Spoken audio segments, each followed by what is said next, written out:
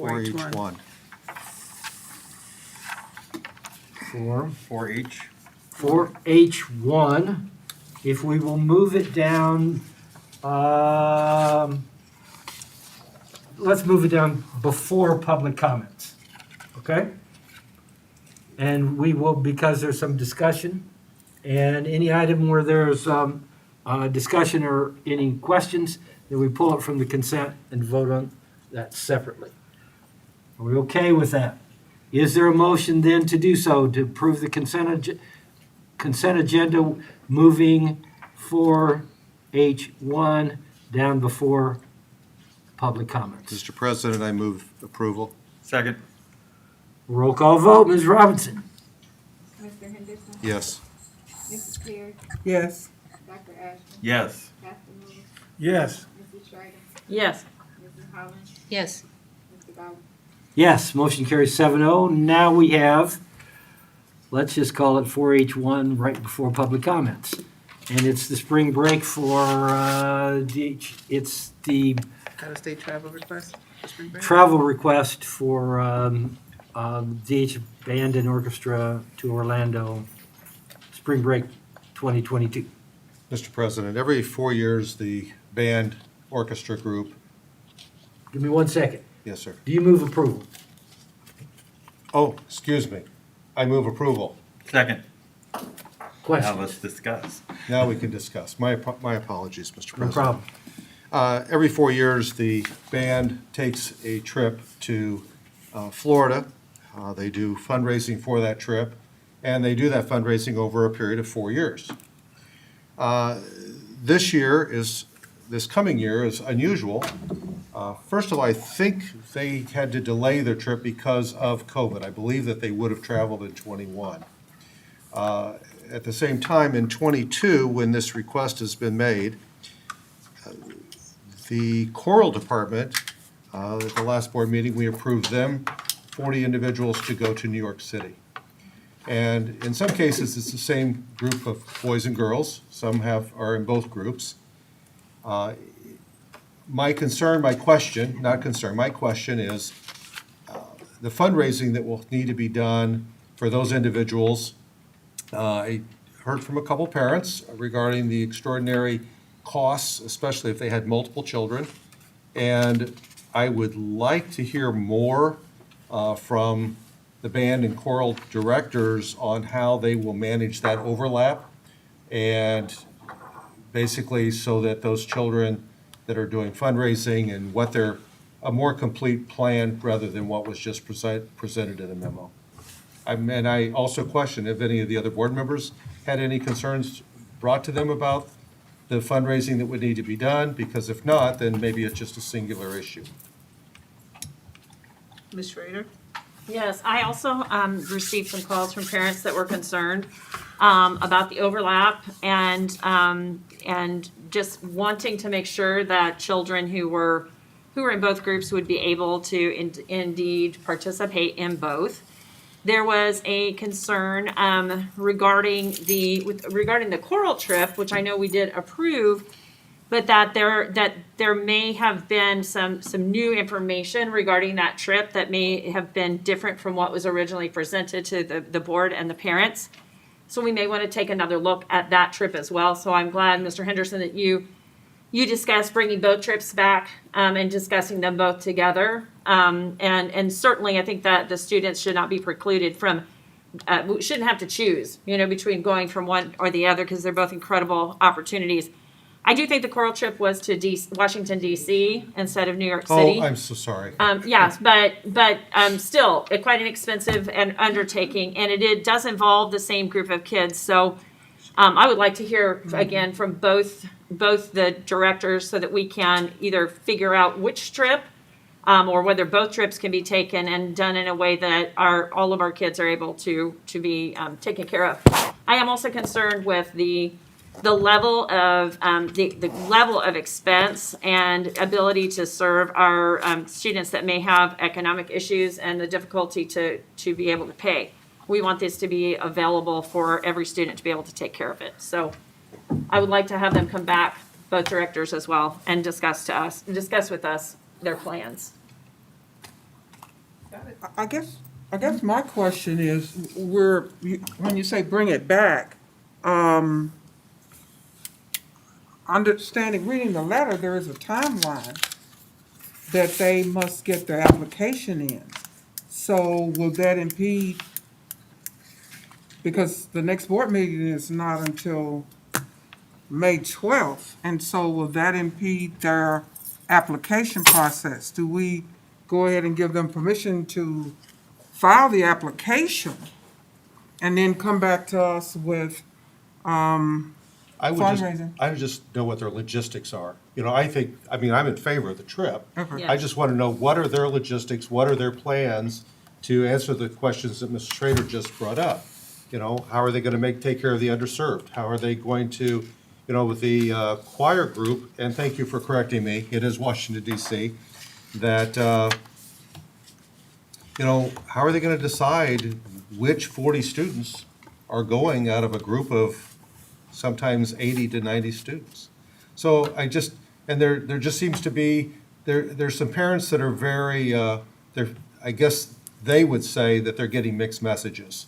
Yes. And perhaps having both directors here at the same time would help clarify for the parents and for the board.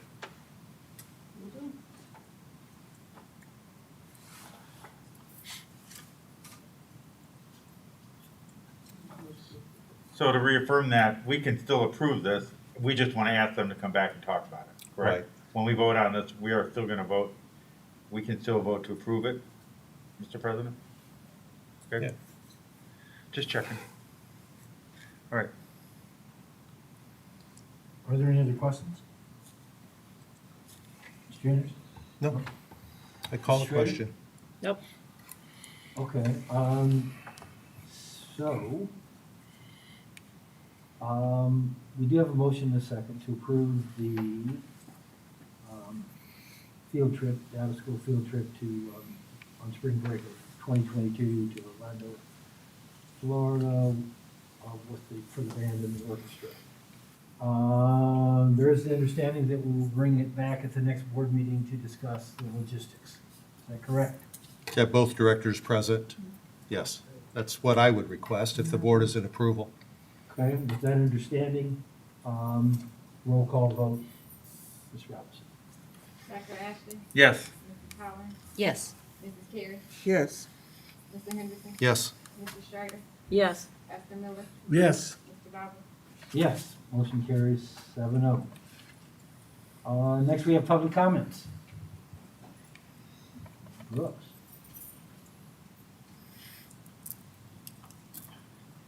Good evening, Board, Dr. Geddes. My name is Ms. Brooks. I'm the principal at Northridge Middle School. I would just like to take this opportunity to say that Northridge Middle School staff and students would like to thank Dr. Geddes and all involved for bringing Chris Gardner in to speak with the students. We started off this activity by watching the movie Pursuit of Happiness, if you're not familiar. what was the movie? Ms. Brooks? Pursuit of Happiness by Will Smith. And it was a real story about Mr. Gardner's life. We followed up with some avid SEL activities where the students talked about homelessness and poverty. And Mr. Gardner came in for a question and answer period, which was very, very powerful.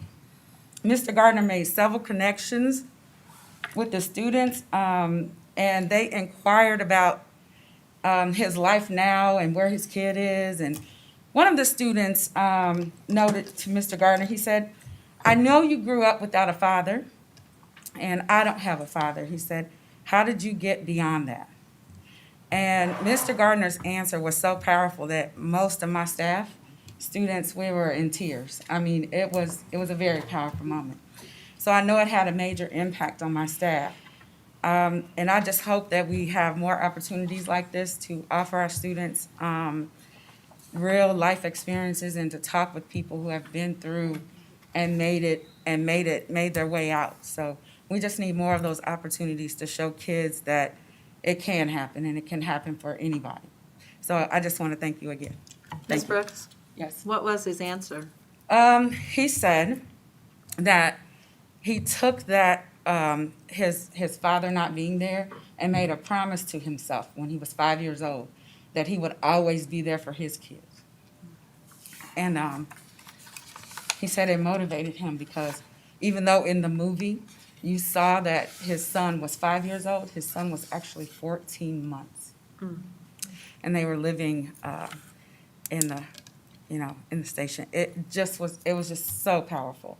And the little boy, actually, he offered him 3 of his books and told him he was going to send him all 3 copies of his books. It was just a very, very powerful moment for my students. And so I just wanted to thank you again. Thank you. Thank you. Thank you, Ms. Brooks. Good evening, Board. Dr. Geddes. I'm Molly Bailey, the Director of Special Education. And I just want to take this opportunity to talk about a couple opportunities for our families that we have in the coming weeks. We have partnered with the Eastern Illinois Food Bank in the past, and COVID kind of sidelined us.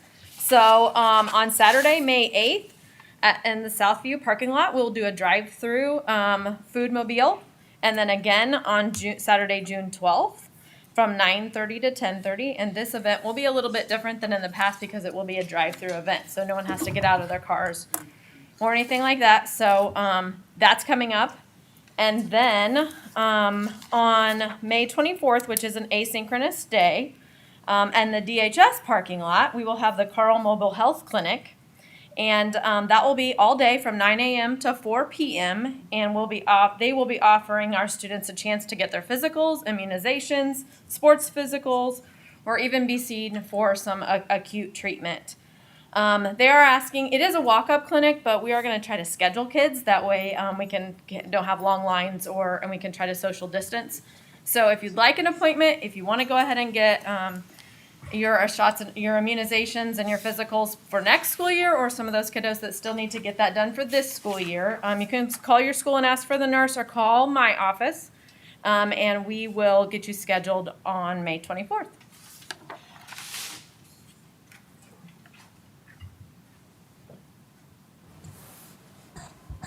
Thank you, Mrs. Bailey.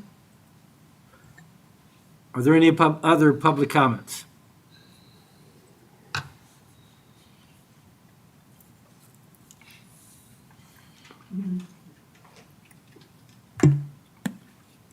You know, the protocol is that we're supposed to clean behind, so, thank you.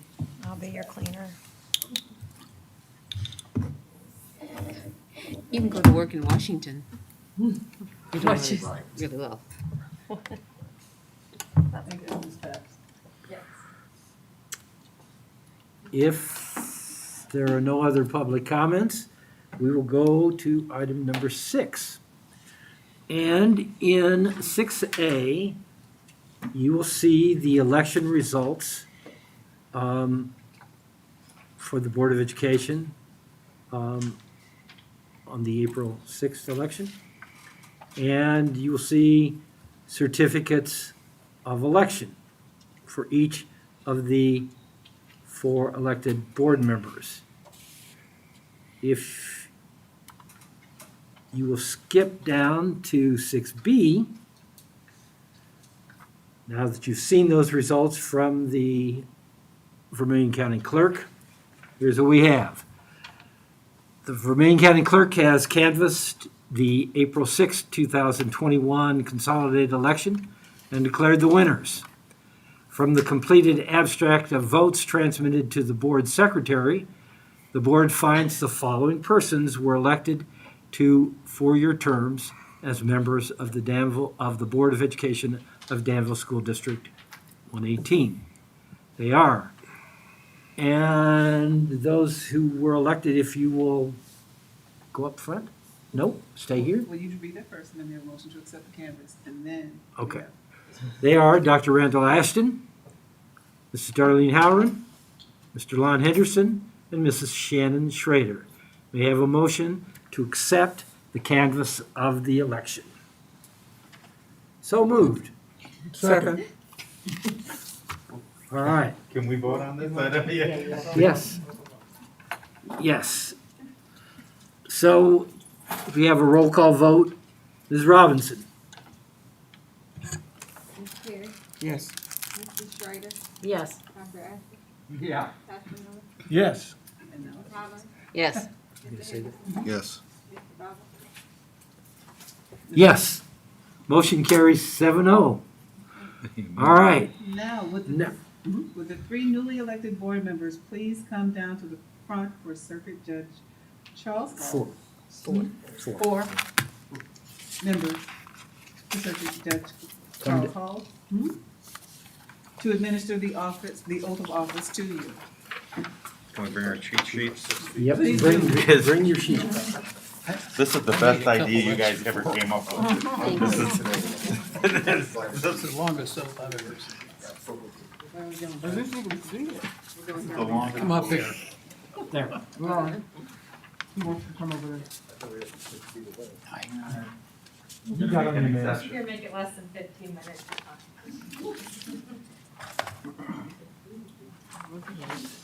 Now, in court, you take your mask off when you give an oath or give testimony, so you can do that if you want to now. If you're not alarmed, if you're alarmed, leave it on. Let me say before I begin, it's a pleasure to be here tonight. Anytime I get to come back to a district function, I really enjoy it. Congratulations to all of you. If you'd raise your right hand. I state your name.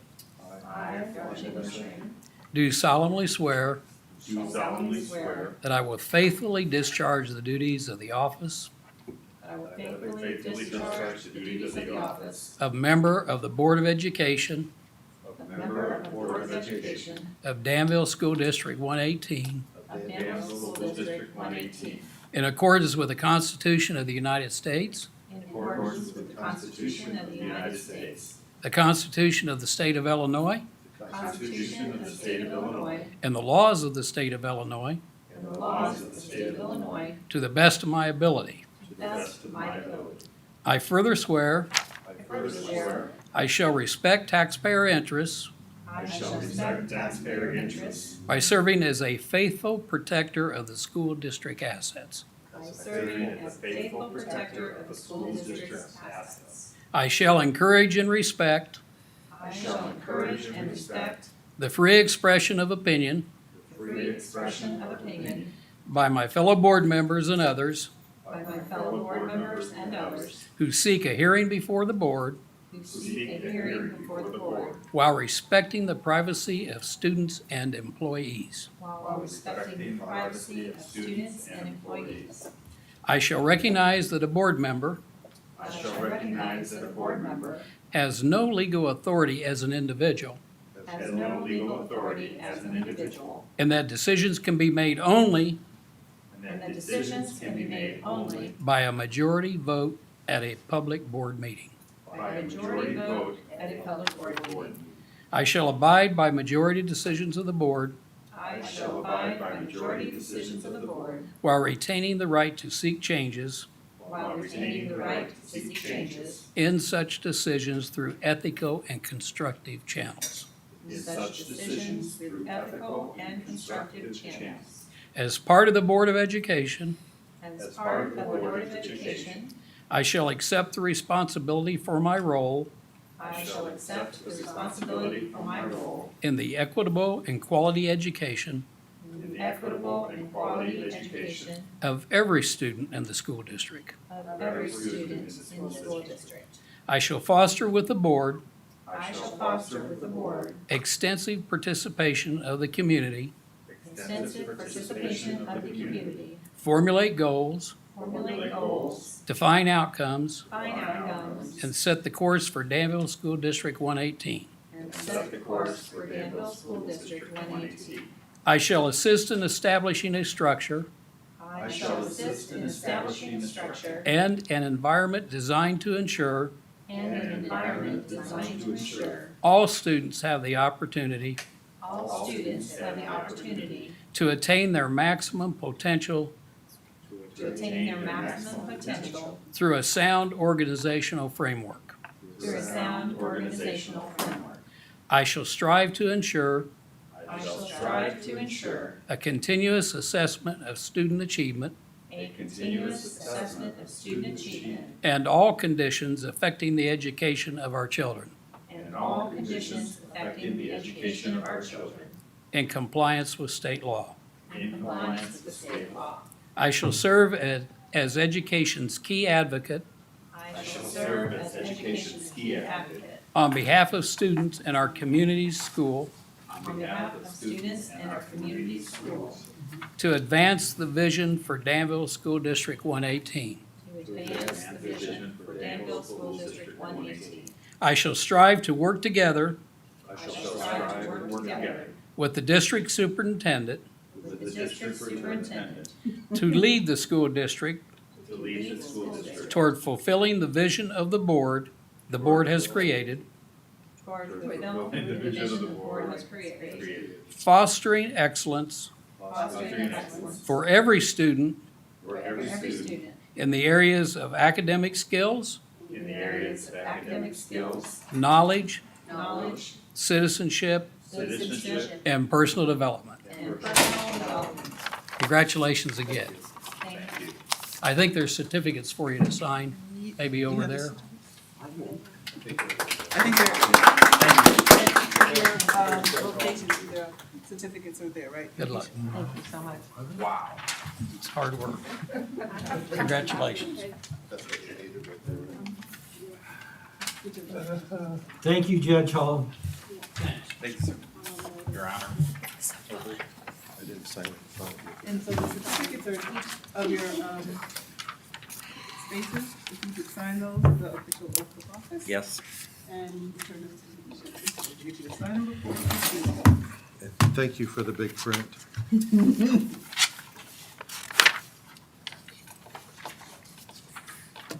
Before we didn't have that. did we? We had to do it like this. Nice to have it written down for us.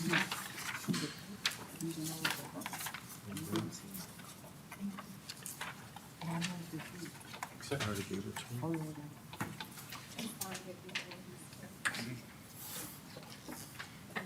Overachiever.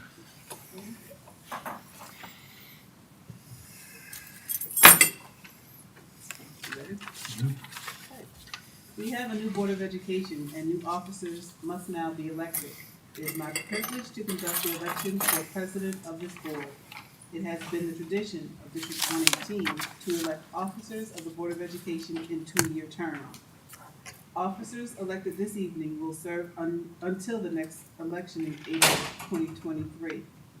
Officers to be elected include president, vice president, and secretary. It is my privilege to declare the office of president vacant and to entertain nominations for the office of president. I nominate Randy Ashton. I second it.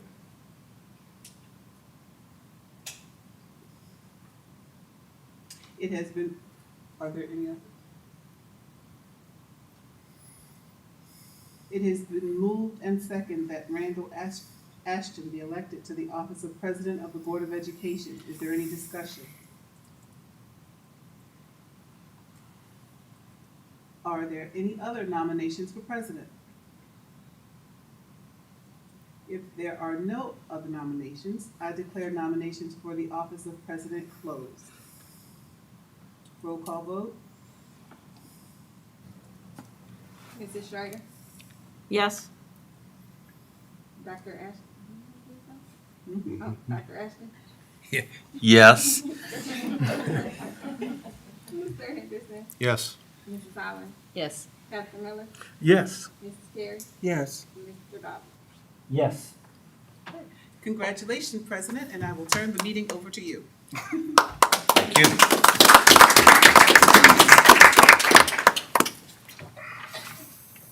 I assume the next order of business is to elect the vice president for this board. I will now entertain nomination. First of all, thank you very much, board. I certainly do appreciate that, and thank you, rest of you. But on to the business at hand. I will now entertain nominations for the office of vice president. I'd like to nominate Sharon Schrader. I second it. Okay, it has been moved and seconded that Shannon Schrader be elected. The office of the Vice President of the Board of Education are there any other nominations for vice president? Seeing none. Any discussion? Seeing none. If there are no other nominations, I declare nominations closed. May we have a roll call vote, please? Mrs. Holland, Yes. Mrs. Schrader, Yes. Dr. Ash, oh, no, you were black, sorry. Mr. Henderson, do. No. Pastor Miller, Yes. Mrs. Carey, Yes. Mr. Dobbins, Yes. and Dr. Ashton. Yes. Motion carries. Thank you very much. Congratulations, Mrs. Schrader.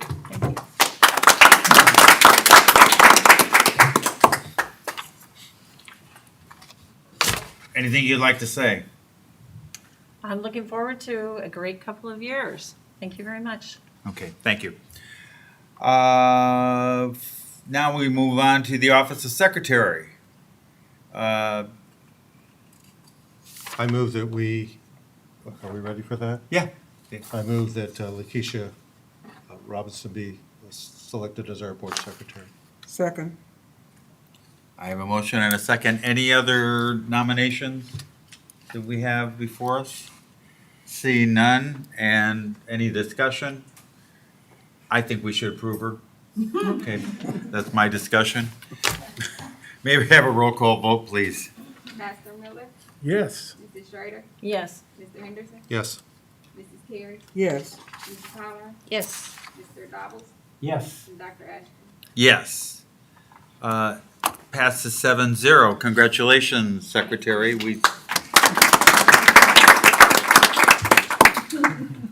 I think we should feel fortunate that you even ran, so thank you very much. Did you run? So we do appreciate that. I want to take this moment to appreciate the service of our president, Mr. Dobbles, at this moment. I think he deserves a great hand. This is a man. Thank you. Please, let's give it to him.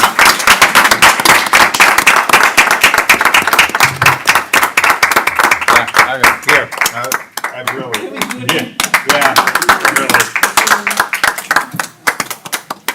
really. This is a man that's worked very hard for you, for us, has kept us together through trying times, and has done an excellent job, just an excellent job during tough times. And we certainly appreciate. I've had actually a great time, but a lot of good memories of the things that we've done together, and hopefully that it won't stop, and we will continue to blaze forward and do better things. But we really do appreciate the things that you've done for us. Thank you very much, sir. Thank you, President Ashton. Yes. And let me say, congratulations to you and Mrs. Schrader, and wish you the very best, and hopefully we'll be able to do a great job and surpass anything that I've done. So thank you. Thank you. That's very kind of you. I seem to have lost my board book here, so what do you? That just brings us to the next item here. Let me look on here. I'll just look over here. It's mandated reporters. Yeah, Monday report.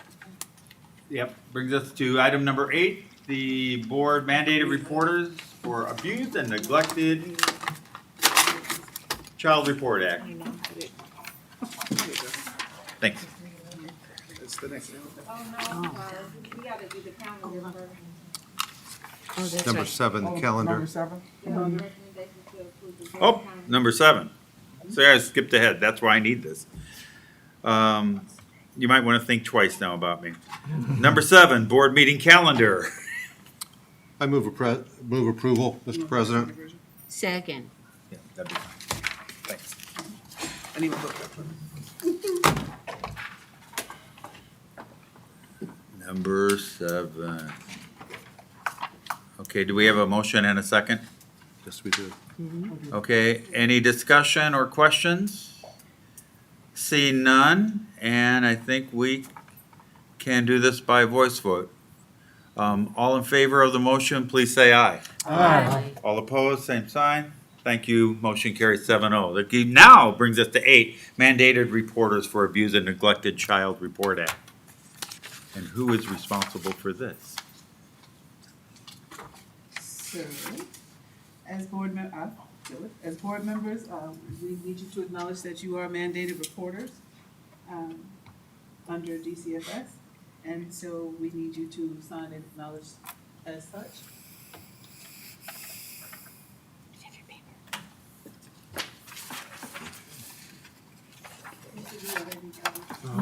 No vote needed. You sign those and pass those down. Oh, so that was like an informational item that, please sign this and pass it down. Okay. If we didn't sign it, what would happen? We couldn't keep it. Ms. Robinson wouldn't have it in the file. We take a little blood, that's all. More? Being a board that complies, here we go. And your phone. We have more. Okay, while we're getting that paperwork done, let's go on to item 9. Our return to school plan, XXX. So, this evening, Ms. Cherry, Dan High was initially prepared to discuss the potential of a summer enrichment CTE program at Danville High School. If you could please come and tell us about it. Would you like my paperwork? No, I have. You got it. I'm gonna get my glasses.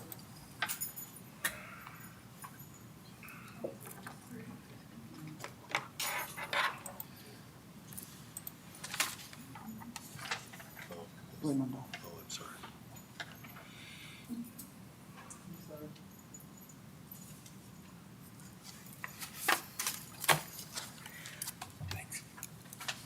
Well, I'm probably going to take my mask down because my glasses will fog up. So, good evening, Board of Education. First of all, I'd like to congratulate Dr. Ashton on his appointment as president and Mrs. Schroeder as vice president. Congratulations to you all. And also to Mr. Dobbles for a great job in the last, I don't know how many years. I've been there for all of them. And so I appreciate everything you've done as president of the Board of Education. I'm going to talk, I'm not going to go through the whole thing, but I know that Dan came to me and was very excited to kind of honor a request by our wonderful superintendent of schools, Dr. Alicia Geddes, and more importantly, to provide an opportunity for many of our students who haven't been able to be back in the building due to COVID, and for students who are able to be in the building, but just to provide more hands-on opportunities for our students this summer, due to the fact that during COVID-19, many of our students haven't been able to participate in many of the hands-on activities. And so he's put together a request to the board that this summer they will have an enrichment camp, and it'll be available to all DHS students, taught by Mr. Werner, Mr. Hillary, and supported by Mr. Greenhall. I know that the teachers are currently already talking to students about participating and recruiting students for this summer.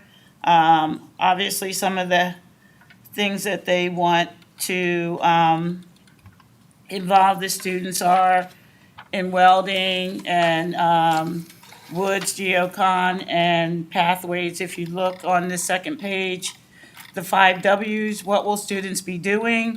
Week 1, nail and inch and chopstick project. Week 2, with Mr. Smiley, proper grinding techniques. Week 3, birdhouse, dice project, formative, and all of those things are listed in the information. I don't think he has gotten the full quote to Dr. Geddes yet. I did talk with him earlier tonight. He is working on the quote as to exactly how much that will cost for our students. But I really think it's important because I've had the pleasure of being in the building the last several weeks as we welcomed back many students in just the past couple of weeks, many more students. And just the look on our students' faces and the ability to be down there. And many of the board members have been in and participated and watched what our students are currently doing. And they just want to build upon that and just have the opportunity for kids to collaborate with one another and obviously learn more about CTE. And it also supports our community in the areas that we're trying to develop more students who will later on take jobs within our community and build those skills. So I'm hoping that the board will support his recommendation and my recommendation as a principal and provide more opportunities for our students this summer.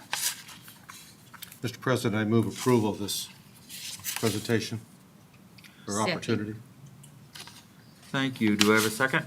Second. Thank you very much. I have a motion and a second. Are there any further questions or discussion? I do have some questions. Thank you. And, you know, Ms. Cherry, certainly I respect the fact if you can't answer them, that you'll get back with me on it, okay? Okay. But first of all, a statement. I think this is just a wonderful collaboration with the community. You know, we are really struggling. ThyssenKrupp just recently had a job fair, no applicants.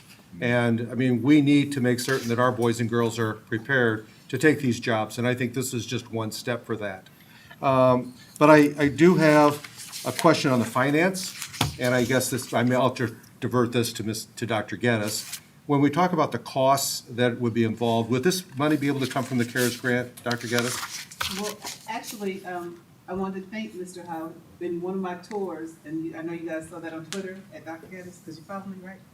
So, I was able to see all that they were doing, and I was so disappointed that our entire building didn't have the opportunity, our students didn't have the opportunity to see what I saw. So I gave Mr. Heil and Tracy Cherry the challenge that I wanted every student to walk through, because it just sparks ideas, and maybe if I'm not going to college, I could do something different, but our kids will never know unless they see it. I do have an answer to your question. And so, because I was so inspired, and I feel I haven't used all of my personal budget, I agreed to pay for it out of my budget, so that even if it did not meet Mrs. Truex's criteria, that we would have the money, because I still have not used my budget. Isn't that right, Ms. Franklin? Yes, thank you, okay. So I agreed to So pay there are for it. funds available. I thought because it's a summer programming and being able to fill gaps, that the CARES money could be potentially used. I And I'm agree getting with some you. nods, so hopefully that could be worked out But I as didn't well. get the nod, see that Truex person? The See? reason I'm asking is because I would rather take it from there than from our general, and I would rather you be underspent in your budget than have to be at budget. So that would be a good thing for taxpayers. The other question that I have, and Ms. Cherry, this may need to go to Mr. Heil, but on page 2, it talks about the two areas, the welding, fabricating, and design, and then the woodworking, construction, and design, that there are two areas that the campers will choose one or both options. But I don't understand how they could do both because of the way that from what's presented for the schedule. So maybe you could get back with us on that? Because if they're doing one, it's Monday through Thursday. Yeah, but they're morning, so. Right, I think yeah. they're looking at having an afternoon session. I think that's the way they would do the Okay, well, second. it just wasn't clear on here. It just says that they're all in the morning, and Friday mornings and possibly afternoons would be for field experiences. So, again, if I'm doing both, how do I do both if they're in the morning? So I think the plan would be Monday through Thursday in the afternoon, if they would For the have other enough group? students that sign up and they're able to offer that afternoon session. And Okay. then Friday afternoons are reserved for those Actually, Ms. visits within the community. Ms. Cherry, let me help you out a little bit. So on the third and fourth day of the week, when students are reserved to start and finish projects, if a child decided to do both projects, they could actually do that second portion then. And then you have the Friday. You see on page 1? Dr. Ball. the bottom of page 1, So so I it think was his plan was scaffold. for the Yeah. third and fourth. Will be reserved for students to start and finish a project. Okay, maybe, okay. anyway, maybe Mr. Heil could reach out to me and let me know, or you could Absolutely. get back with us on that. I think it's great. It would be great. And maybe perhaps it does not impact that many, because they're going to choose either construction or they're going to choose the welding, wood or metal. So, but I just was curious on how they would do the both. And I also wanted to let Dr. Geddes know that we are having all the freshmen tour this week coming up. We had testing, so now that we're past the testing, we finished that up today, then we will have those students tour next week. Okay. And so we're hoping that that will inspire some of those freshmen to want to be involved this summer. I think once they see what's going on down there, some neat things. I don't know if you've had an opportunity to see the house that they built, and Mr. Hillary sent me a picture today, him and Mr. Moeller, and the kids have done an amazing job, and they're hoping to collaborate in some way with one of the elementary buildings in respect to that. Okay. And my last statement, I'm sorry. so sorry, Ms. Schrader. If you were finished, I had a comment and a question as well. Just one more thing. Sure. Okay, is, again, we kind of said this in the very beginning, great collaboration, and kudos to the companies and the individuals that are willing to do something different to further the education of our children. So a personal thank you to those individuals. I don't need to read them, but certainly I know that they'll be acknowledged. So thank you again. Yes, I see my future daughter-in-law. Yes, you do. You Absolutely. absolutely do. So, thank you. Very soon. I just wanted to add that the CTE center or the wood shop in that area there is, I think, one of the best kept secrets in our district. It is amazing. They even helped me make a pair of chopsticks, so if I can do it, anyone can do it. It was just such an enriching experience. So my question is, can students who are not already involved with CTE, or maybe they are interested but their schedule is jam-packed so they can't do it regularly.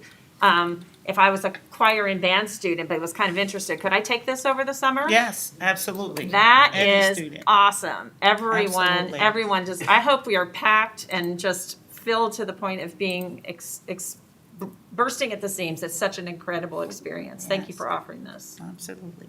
Parents, get your kids there. Okay, so we have the motion on the floor for the industrial That's it. technology Yeah. enrichment proposal. Socially distanced. Are there any other questions or comments? If not, can we have a roll call vote, please? Mr. Roberts? Yes. Mr. Collins? Yes. Mr. Henderson? Yes. Dr. Miller? Yes. Mrs. Schrader? Yes. Mrs. Carey? Yes. Dr. Ash? Yes, motion passes 7-0.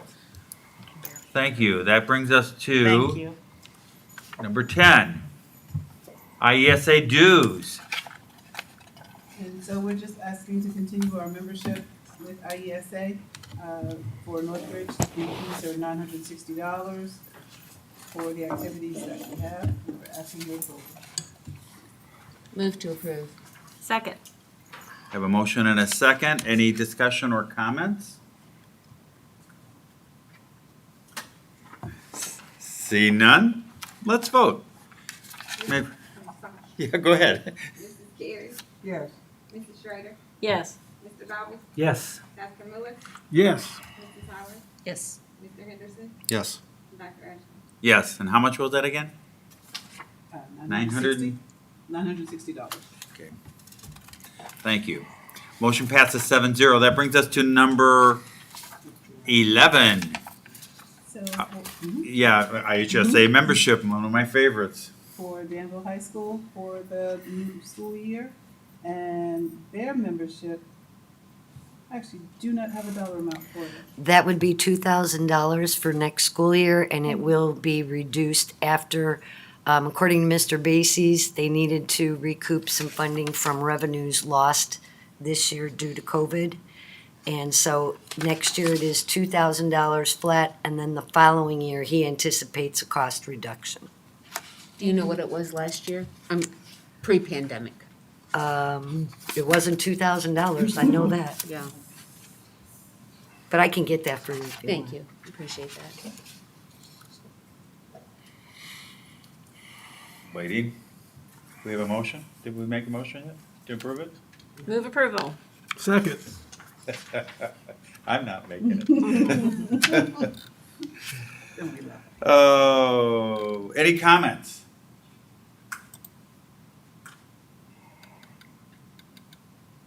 Pregnant pause. We won't make any. May I have a roll call vote, please? Mrs. Schrader? Yes. Mr. Henderson? Yes. Mrs. Fowler? Yes. Dr. Miller? Yes. Mr. Gobble? Yes. Mrs. Terry? Yes. Dr. Ashton? Yes. Motion passes 7-0. It was very easy. Boy, it's hard to pay extra full price for something though that we didn't even do this year. That's another, well, I should have said something. That brings us to item 12. 12A, job descriptions, A1 for media specialist. Good evening, Board. Dr. Gaddis. Tonight I have for you a first reading of the Library Media Specialist. This is not a new position, it's just an updated job description. The role has definitely changed over the years. This is brought to you basically to show a fostering relationship between the media specialist and the LRCs and the other schools to really get them to join teams and collaborate together. And again, this is just the first reading. Okay, I'm just gonna go and clean. As she wipes it down. Any questions or anything? And since it's first reading, no action needs to be taken. Thank you very much. Thank you. That brings us to Pre-K expansion. 13, Preschool for All Expansion Monitoring Report. Good evening, Board of Education and Dr. Gaddis. I'm Kelly Truex, the Director of Educational Support Programs, and I have Mrs. Kathy Schluter here with me today. As you all know, we expanded our pre-K, and Preschool for All expansion is held at Edison. And in December 2019, we added our first classes, which we have 3 full-day classrooms there. And in my opinion, our Birth to 5 program is one of the best in the states. And you will see that by the monitoring report. So I've asked Mrs. Schluter to come and discuss with you the monitoring report that we had. Good evening, Dr. Geddes and Board. So in our report, we were asked to do a remote monitoring visit this year, meaning that everything was collected on our end, then scanned and uploaded to the state. So there were 37 compliance items in the checklist. In the report, our areas of strength included screening procedures, students attending for the same amount of time as first graders, which is a requirement of that grant.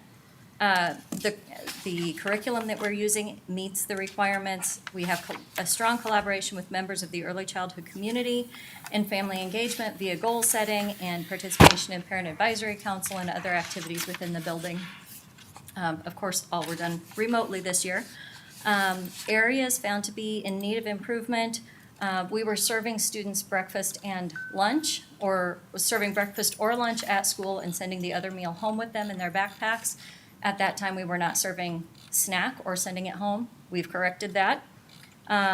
Although teachers' lesson plans were listing the children for whom we were planning individualized instruction, they didn't have quite enough detail for the state to be satisfied, so we're planning a training on that in May. And then some students who were enrolled at Edison, in their eligibility paperwork, there needed to be an indication of whether or not their families were affected by COVID. And that was missing from some of those papers because those children were screened previously. So we have updated the paperwork and that has been corrected. Do you have HIPAA requirements for that? Where does that stand with? As far, it's Asking not so families. much about the illness itself, but whether their families, like parents lost jobs, if they were financially affected, I that see. sort of thing. Okay. Mr. Truex, you may have to answer this question, but I'll give it to both of you. HV 4.1, HV 4.2. The state made it very clear that we would not be held accountable for noncompliance in low caseloads due to the COVID-19. And they state that in here. But why is it still a finding? I don't understand.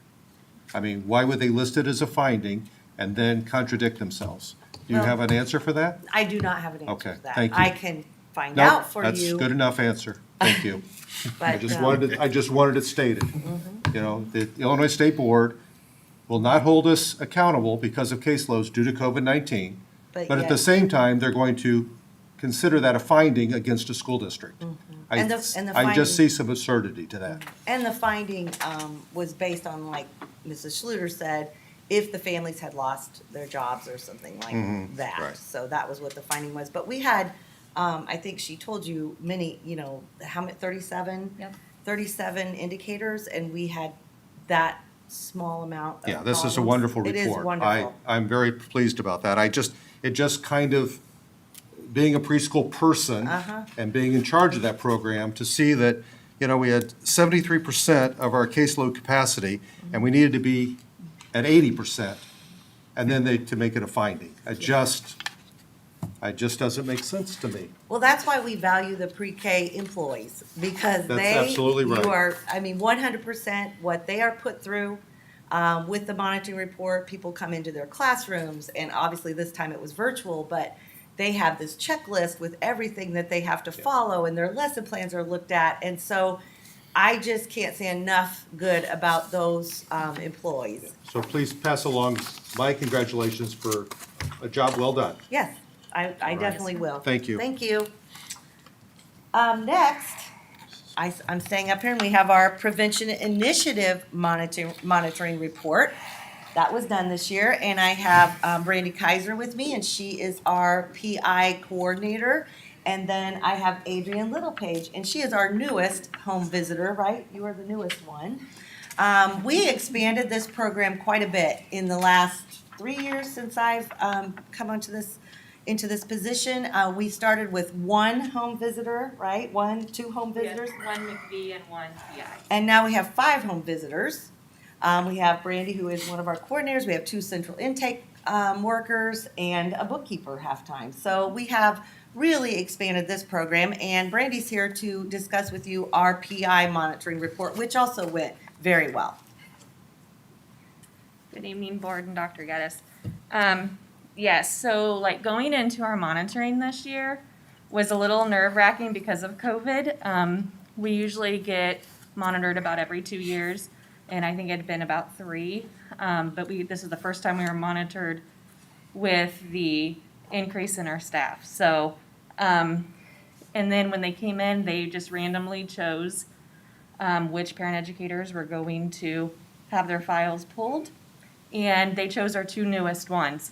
So they were, Adrienne Littlepage and Brenda Hayes were our 2 newest parent educators, and so they were just beginning to really learn the home visiting process and the requirements, and then we got pulled into COVID, and then they had to relearn from home, doing remote, doing virtual visits, so it was definitely a challenging time, I think, for everybody.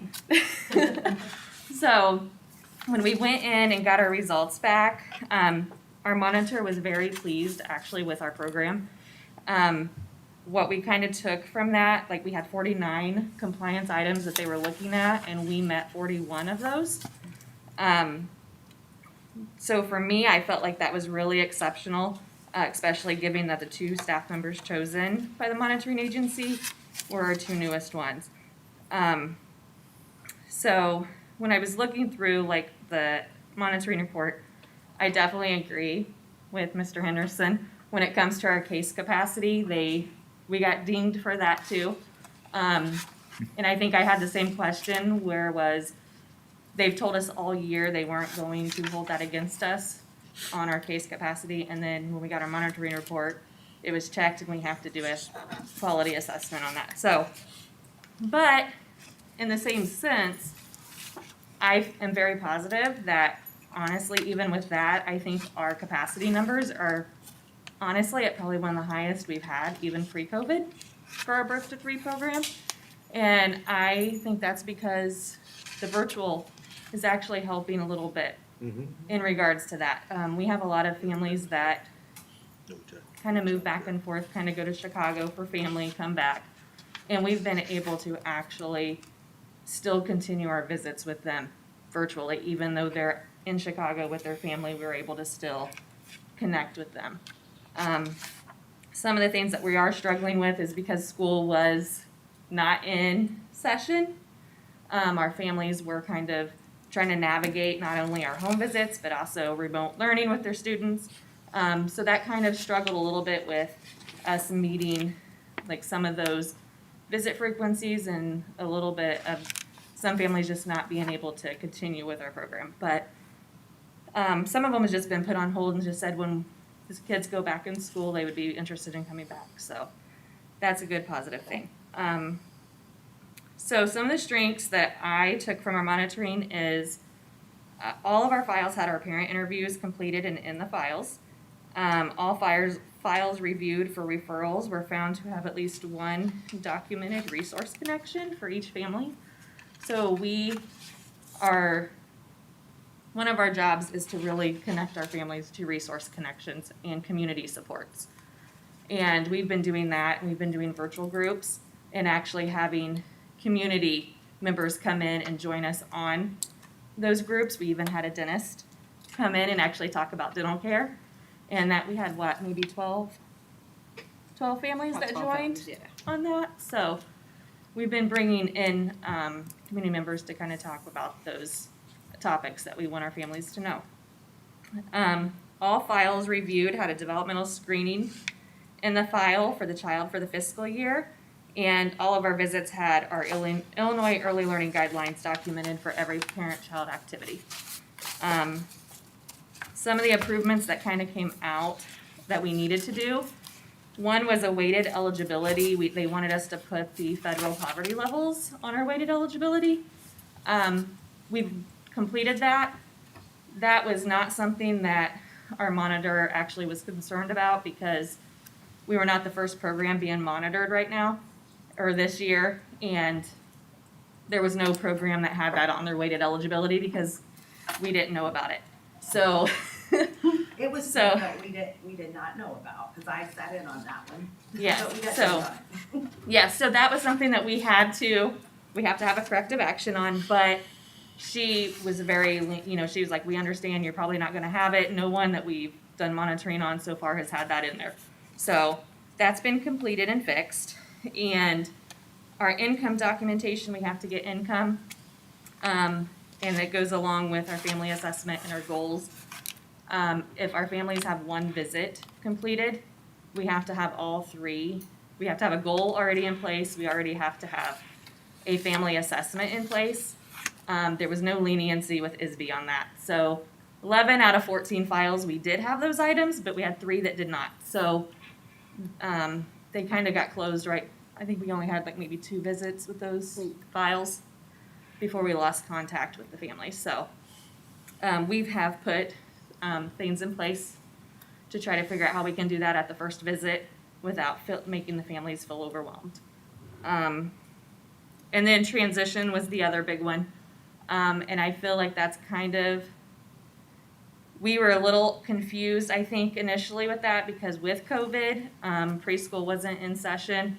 We had gotten permission from our funders, so ISB and McVie, to keep our children in our program past 3 years old if they weren't able to get into a pre-K program.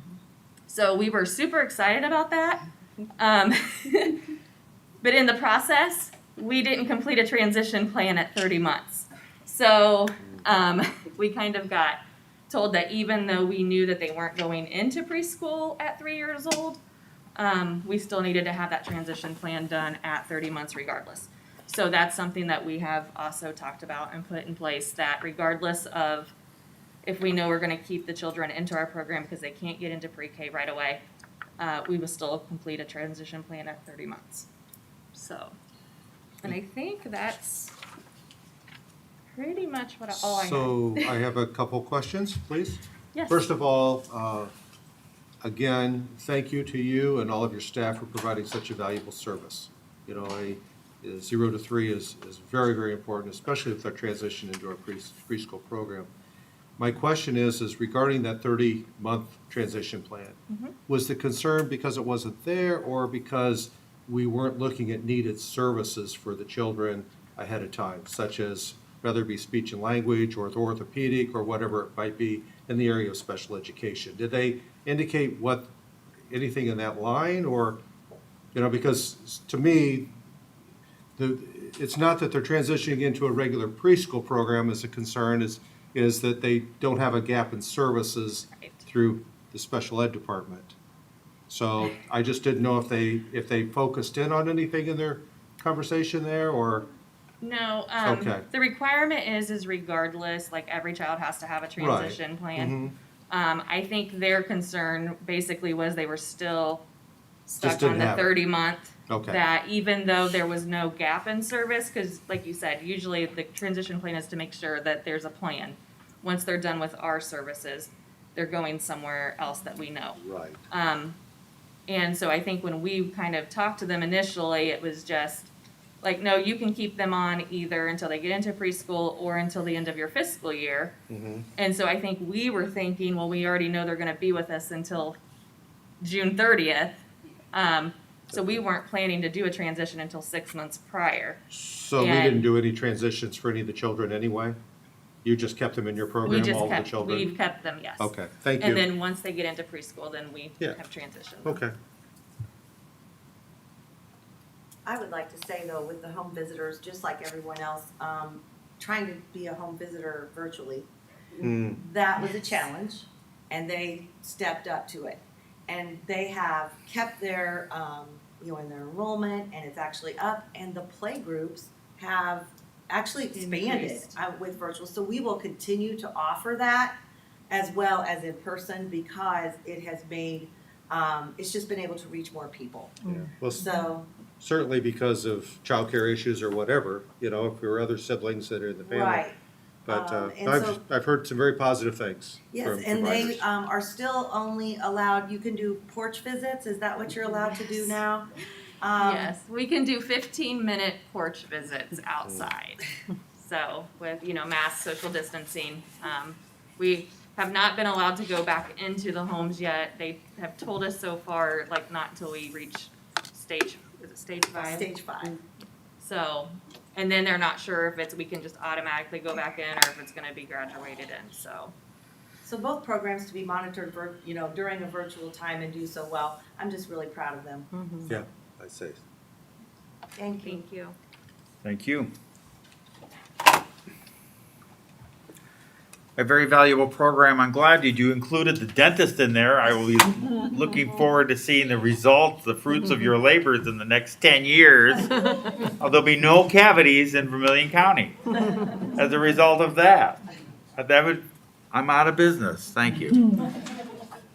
That brings us to item number 14.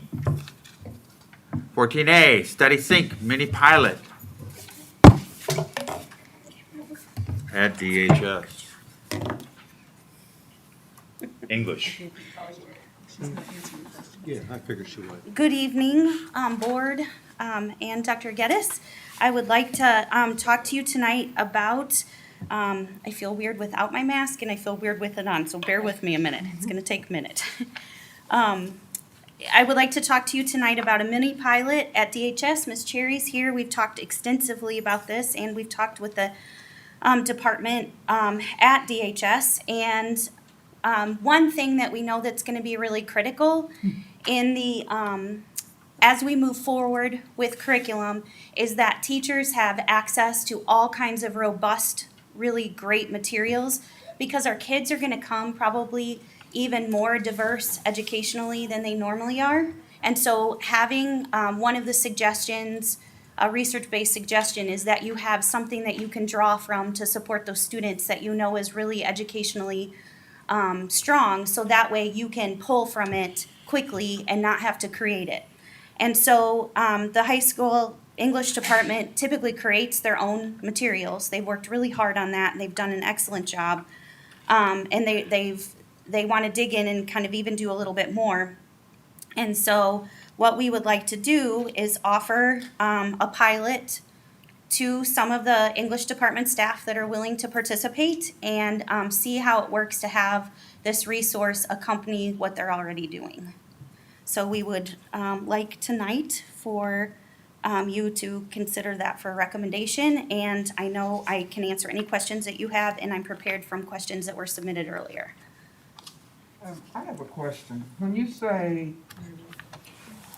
Can we have the motion if we're going to? I move approval. Second? I'll second it since I got to go. Thank you. We have a motion and a second. Okay, any questions? I'm sorry. The statement of, for those that want, I'm concerned about that. Well, okay, so typically, there's many different ways that you can do a pilot. And so we've done them just about every way that you can since I've been in the position and back in as a teacher. And so typically what we do is part of the staff participates in it and some don't, or you try two different sets of materials. And other times when staff have asked, like Southview that we voted on a couple weeks ago, they're piloting it with everyone. And so in this situation, because of next year being kind of coming back, we've just come off COVID, that it seemed probably not as responsible to make everyone try something that some people were willing to try and give the teachers a little bit of opportunity to get their feet wet with it. Everyone will have the chance to explore it, but we've got some teachers that are really interested in digging in and implementing it in their classrooms. So we're kind of honoring that, but everyone will have access to it. But every student is going to be struggling. And that's Right. my concern. Right, and the other thing too is, we have, if we wanted to, as teachers, if they said, oh yes, I've seen a lot of this, I really feel comfortable with it, I'd really like to have it, we can come back and ask for additional licenses. It really doesn't take long to get them because it's digital for the student, so as soon as we submit the proposal, within 24 hours, they activate the licenses. But I'd like to know, for those that are not piloting, what's their plan? So they're going to continue to use the curriculum that they've always been using. And then they'll also have, the department at the high school has done a lot of work with Smeckens, Education on Writing. And they're also, I had tasked them after we didn't continue with the pre-AP pilot with doing lots with Avid. So they really held to that and they're working on both of those things. Well, I submitted a question earlier so that hopefully you could be prepared, but none of the board members, well, a couple board members would know because I copied them in the email. I have it right here. Do you want me to read Okay. it? Well, to just paraphrase. Okay. Well, yeah, would you, Ms. Buttons? Yes, Although okay, there's so a there were grammatical two error in parts. there, though. It's fine. Okay.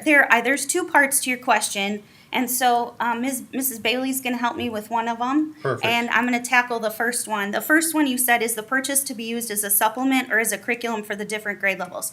And that's a tricky question because it's a very different type of curriculum. Typically, when you think of an English curriculum, you think of the textbook with all of the stories in it, all of the questions that goes with the stories. And this is like the most wonderful library of resources that I have ever seen. And so it's not, you don't get this like hard copy textbook, you get access to all kinds of things. And in this program, there are pre-made units that you can utilize. But it also, and this is the coolest part, that it also gives you ability to write units using Understanding by Design, which is a curriculum geek's best friend, and we really love it. But Understanding by Design units, so the teachers can say, like the freshmen talk about Romeo and Juliet, so they can take the units that they've already completed, and then they can match the resources from StudySync for those. So all of the stories, all of the pieces that they already teach are supplemented in, like they're available with supplemental resources within the program. So I think that that's sort of what we need to look at is there are some teachers I think that would really like to kind of dive in and look at what's already there. And then there's other folks that want to say, okay, let's supplement what we've already created. But even the pieces of StudySync that are created by the company are very much in line with what we already do, because English curriculum across the country is Very standard. very similar. So, it can be really used as both. Okay, and I guess that's what I was, and I don't think we'll wait for Ms. Bailey, because that's my real primary concern, is so a teacher who is focused, I mean, they've developed or have worked very hard on, let's say, maybe it's, what's one of the senior classes? Speech. Say speech, and we have a curriculum that we're there, but they could still access that to get supplemental resources Yeah, they can actually to put their. utilize within the existing curriculum that they have. Yes, and they can Okay. even take the curriculum that they've done and put it into Study Sync, and, because it's all based on So literature. it could go both directions. All right, thank you. It's a library. I mean, it is like a giant Yeah, it library is. of English resources I'm that not are familiar with it phenomenal. at all, so that's why I ask. Oh, yes, and we have been, Ms. Brooks isn't here. We have it at Northridge. The teachers at Northridge have used it, and it has been, it was a little rough at first when we switched to virtual, but then, Ms. Edrington, that's in my office, or in the curriculum office, as one of the instructional coaches, she's primarily been working with 5, 6, 7, and 8, and she really worked with the teachers. They did a lot of work on their own as well. And what they've been able to do with Study Sync during virtual, like, they've just gotten better and better and better and better at it. And it's been a real good resource for them. And some of the conversations that they have are phenomenal. I get to hear them because I can hear them in my office when they're So, talking. so at our you meetings. project that in the future at Northridge that the ELA scores will increase? I hope so. Okay, because Yes. we certainly have not seen that in the No, last 4 years. you're right. We've got some things in place. I think some of the things that I'm gonna talk about next Will will help help with that. kind of bolster that. So I'm gonna let Ms. Stannis. So my or Ms. primary Bailey. question Ms. Bailey. for Ms. is we have resource teachers that serve a variety of different classes there at Dale High School. And specifically in the area of English and math. And so my concern is that if they are working in a classroom, whether it be a freshman, sophomore, whichever, and they have resource students in one class that is fully piloting, and they have resource students in another class at the same grade level that is not. That's my concern. So then we have an additional workload on the resource teacher in making adaptations. At least that's my perspective. I don't know that, maybe you're gonna that's what you're gonna ask is there additional workload for the resource teachers? And then the second part of that, have they been part of the conversation regarding Study Sync? To what extent and what additional training will they receive? I did reach out to a resource teacher today, so that it wasn't, I did reach out today to a resource teacher, so this wasn't just coming from me. And yes, they've been part of the conversation as well. She didn't seem very concerned that it wasn't anything different of any other time we would pilot anything. They haven't done the master schedule necessarily yet, so she talked about the possibility of, depending on how many kids, that just putting all the kids in either pilot sections or non-pilot sections. Or, in learning strats, they do all of the interventions. Resource time is just for, and she said I could just split them into 2 groups. She also didn't feel like it'd be much different than if one section got off a little bit from another section. Not all the teachers all teach the exact same thing in a normal year. So she didn't feel as though it was going to make her workload exponentially different, or seemed very concerned about it in any regard. So, and I asked all the questions to see if she was just trying to, and it wasn't really a concern. Okay, the concern was not a, Ron? yes, Sorry ma'am. to interject, because I've been participating in all the training as well with Okay. ELA teachers. And I can tell you, when we had the training on Study Sync, the special ed teachers were the ones who were the most excited Yeah, about more Study resources. Sync and wanting to put it in place. They were the ones who were most excited. I'm assuming that, I don't know that much about it, because usually I wait till after a pilot to learn the things, because I can't do all the curriculum. But if it's more resources and more, differentiation, then the resource teachers would absolutely love that, because their kids. What I will say is, I've not had a concern about it. It was from my background, that was a question that I had, One of that the- I had, One of the okay? things I think that you'll appreciate is that one of the options that it has inside of it is that you can do an activity and you can change the Lexile level, so all the kids do the same, The- the Lexile level, the reading level of the readability of the document. Okay. So all of the kids can do the same activity, but it's at the level Level that that they can- they perform best. That's amazing. It's so That's cool. great. So it's just, there's a I- lot of really good resources I to just it. don't know anything about it, so Yeah. And but- I can tell you from being at KDBA when we Yeah. first, You're familiar with it? Yeah, I am. study sync in place, the biggest obstacle was that the teachers didn't have the technology piece down at the time. And, because What- it's technology, you're using the computer, it's all online. And so that was the apprehension at first. Well, this is the perfect time because all of our teachers are well versed in technology now. They've been online for a year and how many months.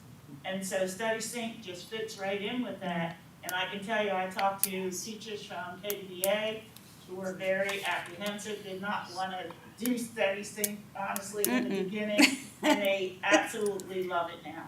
They say it makes their job much easier, the accessibility for, the resources to supplement what they're doing in the classroom. It's all online, it just makes it so much easier, and they said, once the teachers try it and learn it, they're gonna wanna do it because it just makes your job easier. Mr. Well, Dobbles, I- this It's good for kids. Okay, I'd like the last part.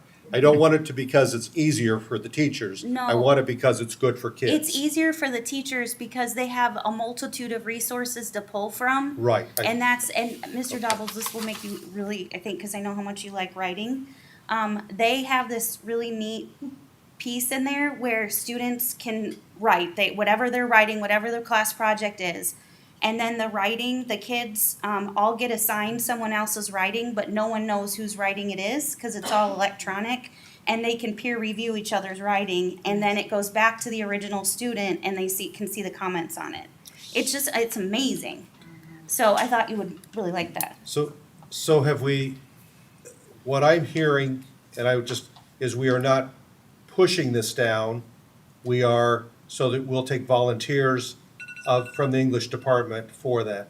And have people volunteered yet, or were you waiting to get approval tonight? We know that there are people that were interested, and because of COVID and everything, there was some reluctance with some of the staff in the department, completely understandable. So that's why we did it this way and said, okay, we don't want them not to have something that they can fall back on, especially with new staff. Because, if you've got a new teacher that's not as, hasn't practiced being flexible and knowing where to pull things when you get to a situation that you haven't encountered in a couple years. We had our trusty files or resources or people that we knew to go to get those things. A brand new teacher, first of all, doesn't have the time or the headspace to worry about that because they're figuring it out. So this is 8 licenses. We can certainly increase it, but this should be really good, and this will allow it even for the coaches, both Miss Edrington and Ms. Allegretti, to have an access to it too, so they can be supportive of the teachers as well. Well, the reason I asked that is because there was some conversations with different English teachers that was going to be required that 2 teachers from each grade level would have to participate. No, I had to- There was just a lot of different conversations. No, and- I had to write the quote in a way to get the 8 licenses, and that's how we had to write it. But the sales rep said we can do whatever we want. So whoever signs up for it is who will get So if you had 4 people at the freshman level, okay. I would hope that it is across the board. It really bothers me when you say that I don't want to do something. That really bothers me. I don't think it's that they didn't want to. I think that they're really concerned about what next year's gonna look like, and they know what they are already doing. And the other thing, I'm sorry, I don't mean it, but I do want to say this. The thing that's most important is that our teachers have had to do a lot, and I'm just gonna keep that real. Mhm. And so have the administrators, and I'm not trying to put my teachers in a position where they have to learn all this before summer gets here and before next year gets here, so that they're ready for their students, because that's not gonna benefit the teachers or the students. I want to be able to provide them with more education about Study Sync, so that they feel comfortable in the process, because the more comfortable they feel and the better knowledge that they gain from having real time to implement the program and to learn it and to be comfortable in it, then our students are gonna benefit more from that. And the conversation that I've had with our ELA teachers is simply this. I've been at Danville High School for many, many, many years, and obviously I'm back. And our English numbers and our English test scores have not been where they're supposed to be, and we have to do something different. We have to do something to change that. And we're not gonna fix it in 6 months. We're not gonna fix what the pandemic has done in 3 or 6 months. It's a process. And the best way to service our kids that we want to service in this community is to make sure that we are putting our teachers in a position where they feel good about what they're doing each and every day, and they're gonna come to school and they're gonna give 110% to our children, because they know the curriculum, they know what they're using to as best practices for our students, and that's gonna carry over, and our students are gonna benefit from it. And so I have every confidence that once we provide the necessary training and get, and they see the other teachers, and our other teachers are gonna come on board, and it's just gonna be best for all of our students, and for our English students in particular. We have got to do something different. Yeah, that's the thing. I had a question, Mrs. Bunton. Just to, Sorry. that's okay. Just to clarify, no English teacher at DHS was excluded, though. It was offered to everyone. And so, and if someone sees a colleague that is really enjoying this, and they're like, wait a minute, I've missed out, we can get another license for them quickly and get them Yes. on board. So I have the quote for what it would cost for everybody to do it available, and we're having everybody's favorite budget meeting on Friday. And so I think it would behoove us to budget for the entire department, but just start with a small pilot. And then if people want it, then we could add to it. So Mrs. Button, do we have to have a license for all staff to be able to utilize the resources from there? Yes, but some of it is available, you're allowed to share, Okay, yeah, some of it. I mean, not all of it. And there's some things that are strictly online. Those things that are strictly online that aren't printable, then those things wouldn't be available. But the printable stuff, there is some ability to share. all right, thank Mr. you. Doubles, did you have a question? I think my question got answered. Anybody Okay. can use it that wants to. If they're gonna fully use it, you need a license. Yes. So we started with 8. We feel like that's a good number of people. And then we'll continue to add, but we have the quote. So if at the budget meeting, we can budget for the whole thing, then we have the money there and we can add licenses as we go. So, Okay. Are there any more questions? Just one comment. Yes. Sounds so good, it looks like everybody will wanna do it. I hope so. I mean, Yeah. at least after they see other people Yeah. working on it. Yeah, I think it's, well, I agree with Ms. Carey, it's good for everybody to kind of be working with the same thing. I think Ms. Cherry's right, and just talking with the teachers, that it's gonna be easy to add people on, and I think we do it when everything works well for that to happen. Well, I will say that the reason I said that is because talking to especially those teachers, when you look at the population that they're working with at KDBA, and they're excited about what they're doing with it and what they have done with it and how the kids have accepted it, I was like, wow. Right. Why haven't we done this? Well, and I think Miss Cherry and I both know that everybody, it was pretty rough when we tried it, because it was so technology heavy. And so we know that once people get exposed to it, they've kind of come on board and get more and more excited about it. And not everybody's gonna love everything that we have to utilize, but we just need to get to where people are comfortable with it and can utilize the resources that really work well with the students. And get those English grades up. And I'm sorry to keep you up at the podium, Ms. It's okay. But there was something you said earlier, and Dr. Ashton, my apologies, I know you'd like to move on, but, Got all night. you know, you mentioned pre-AP. Mm-hmm. And that we're no longer doing that, even after we made substantial investment as a board in materials and in staff training. How are we going to make certain that this is done with fidelity, and that, how are we going to measure the success? Well, anytime you experience something like we did with pre-AP, and I think you learn from those experiences and you know how to support them. And I think already with us anticipating and getting the licenses for the instructional coaches that have the time to really support the teachers, that's helpful. Ms. Campbell and Ms. Cherry have been super involved. Ms. Bailey, oh my gosh, tonight. Mrs. Bailey and her staff, like, we've got a really supportive group of folks that can come in and help the teachers. And we also kind of learn it.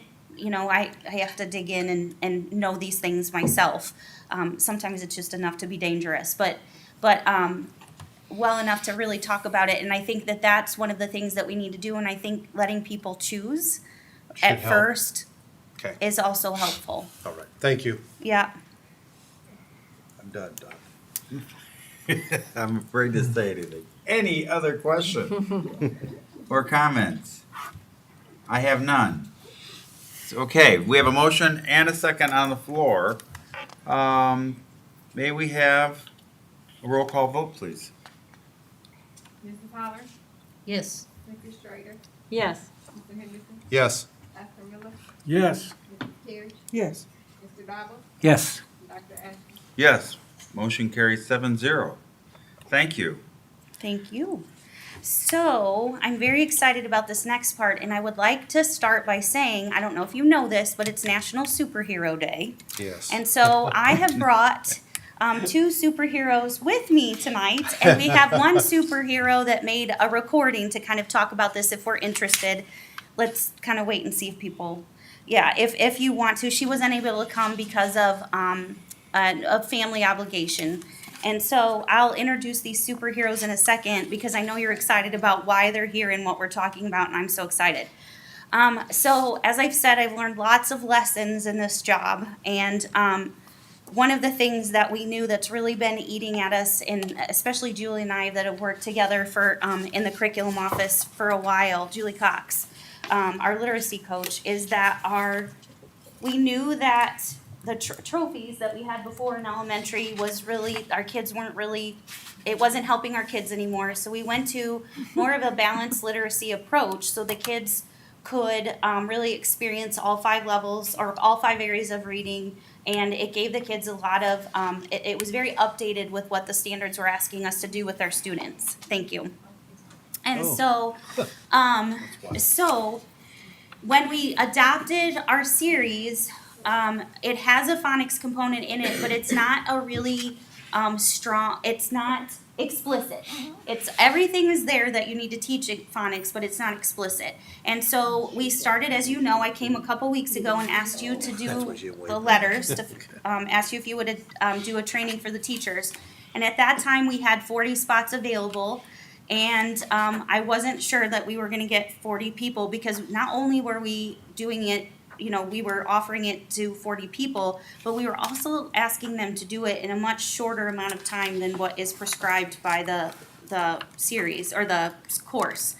And so we filled all 40 spots. I had to give up my spot so we could give it to a teacher, which is great. I was happy to do it, and I can look on everybody else's stuff. And then all of a sudden, as soon as you guys approved it, we got the 40 people started signing up. These were 2 of the originals. And I think there was some debate. And I need you to know, part of why this has happened is because Mrs. Sargent and I, was it last summer?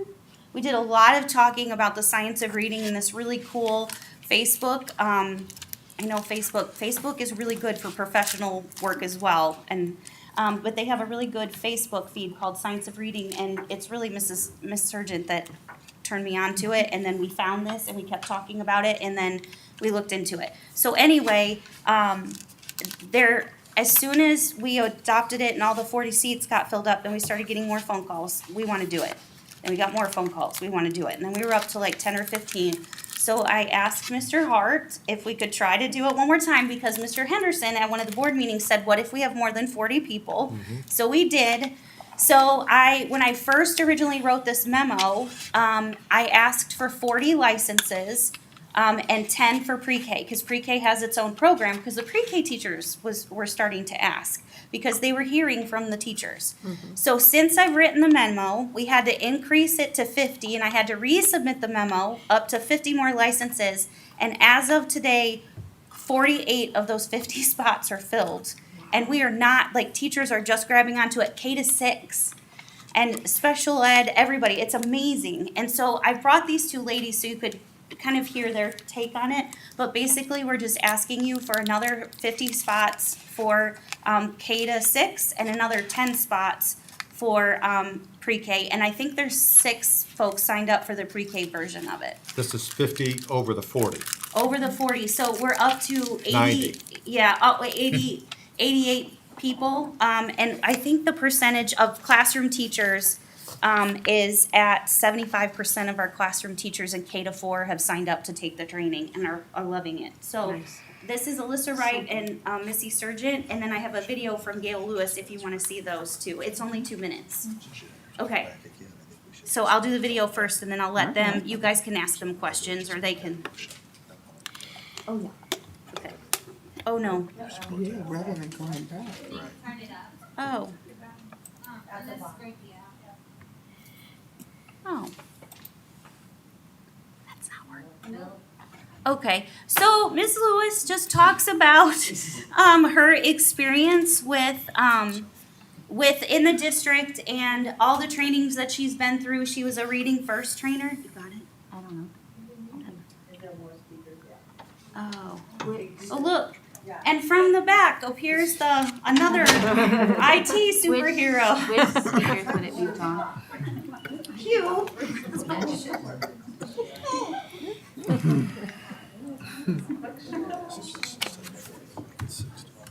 It's really okay if it doesn't work. I can summarize what she said, and these two can carry it too. Yeah. It's okay. Let's just move on. Everybody, yeah. Mrs. Benton, Mrs. Benton, Yes. can you still send it to us? Maybe have Dr. Geddes forward to us, Yes. because she took the time to put it together. I so. sent it to them tonight just in case, because I didn't know how it would work. I'd still like to see it since she put the time together, but Yeah. summarize. Yes, okay, so basically what she said, she went through Reading First training, which a lot of us did, and it really, even Reading First training made a difference for all of us. And that she said, by far, this is the best professional development she's ever had, and this is so much work that on the other side of this, the teachers can pay for $400 to get 12 hours of graduate credit. It's amazing. Okay, so I'm gonna let them talk. If you're tired of me, let's talk. There's a good ones. I'll just say that I have my master's in reading and literacy, and I'm learning things in this program that I didn't learn in that. And I think it's wonderful because our kids are lacking so much phonological knowledge. It's just, I teach second grade, and when I get them, they should be able to read. They should be able to read 57 words a minute, and the kids I got this year could read 8 words a minute. So they're coming from behind after the pandemic. And we get them behind anyway, but they're really behind now, and this is just going to be phenomenal ways for us to be able to have the tools that we need to be able to help them learn to read the way they should. Okay, I'll go ahead. I just, one thing I have to say about it is, first of all, thank you for allowing us to do this. I agree with what she said. This is something that I've heard many of us say, this is what we wished we would have learned in college, but we didn't. And so many of us through the years, I think this is about my 19th or 20th year, have been self-taught on how to teach phonics and how to teach phonemic awareness. We've had some professional development on it, but a lot of it has come from the programs that we've been using or been exposed to. And so this program gives you the how, the why of how to teach the English language. And it even brings in like the Spanish dialect and how to find errors in their spelling because of skills they're missing due to their dialect, as well as African American dialect. And so it's very, very, just very explicit and very informational on how we teach kids to read. And so I think a lot of it, I think we will definitely see growth. I don't know how we could not. I think the good news is that some of the things that they're telling us we've been doing, like the Michael Hegarty, a lot of that phonemic awareness, so we just know that we have to get back to using it more consistently in all grade levels, not just kindergarten, all of K, all of 1, all of 2. Right. And just, I mean, but it's adding in some new things that we also know that we need to be doing, and it's preparing us to be able to do those things. Dr. Ashton, I move approval of purchasing the additional licenses. Thank you, Mr. Dawes. Can we have a second for that? I'll second. But I would like to, Ms. Button, the letter that you read, Ms. Carey and I were kind of conversing back and forth, the memo. It says, in order to develop a strong reading foundation for all students, the curriculum office recommends providing training for 50 elementary teachers. Now, is that 50 from 50? This is an additional 50. From the 40, correct? Because we already But the approved next 40. line, the next line says the total cost for 40 individuals. That means that when I rewrote the memo, I didn't catch that. And so the total cost for 50 is, Okay. yes. But for of those- 50 plus the 10 for pre-K. But So I haven't- apologize. No, that's okay. I just want to be clear, because the other part of it is, I thought I heard you say, or we thought we heard you say, that of those additional 50, that you already have, how many people signed up? So 40 plus 48 more, so 88. So 88 teachers, once Have this already gets- signed up. Yes. So you need the extra 50 to take care of that. So I would like to amend, I don't know if it's permissible for me to amend your request, since it's your request, but I would like to amend that to, instead of 50 additional, because you've already filled most of those, I don't want to have to give my spot up again. that we change those to a higher number of maybe 80 additional. And I know that Ms. Trex is going to find the money for you. Right, and the nice thing, I will tell you, the nice thing about it is the licenses don't expire. So if you were to go up to 60 and we use 55 of them, those 5 are good for us until somebody starts the program, and then they have 2 years to complete it. So we don't lose anything. We by just doing don't want that. you to have to come back again. So I mean, not that we don't like you to come back, I just don't. See how excited you Let me- are about the budget? Thank you, yes, Mr. Henderson, Yes, that's great. I'll take whatever you And I'll want. second. So the I would like to, and I don't know how we do this Amend the procedurally, motion.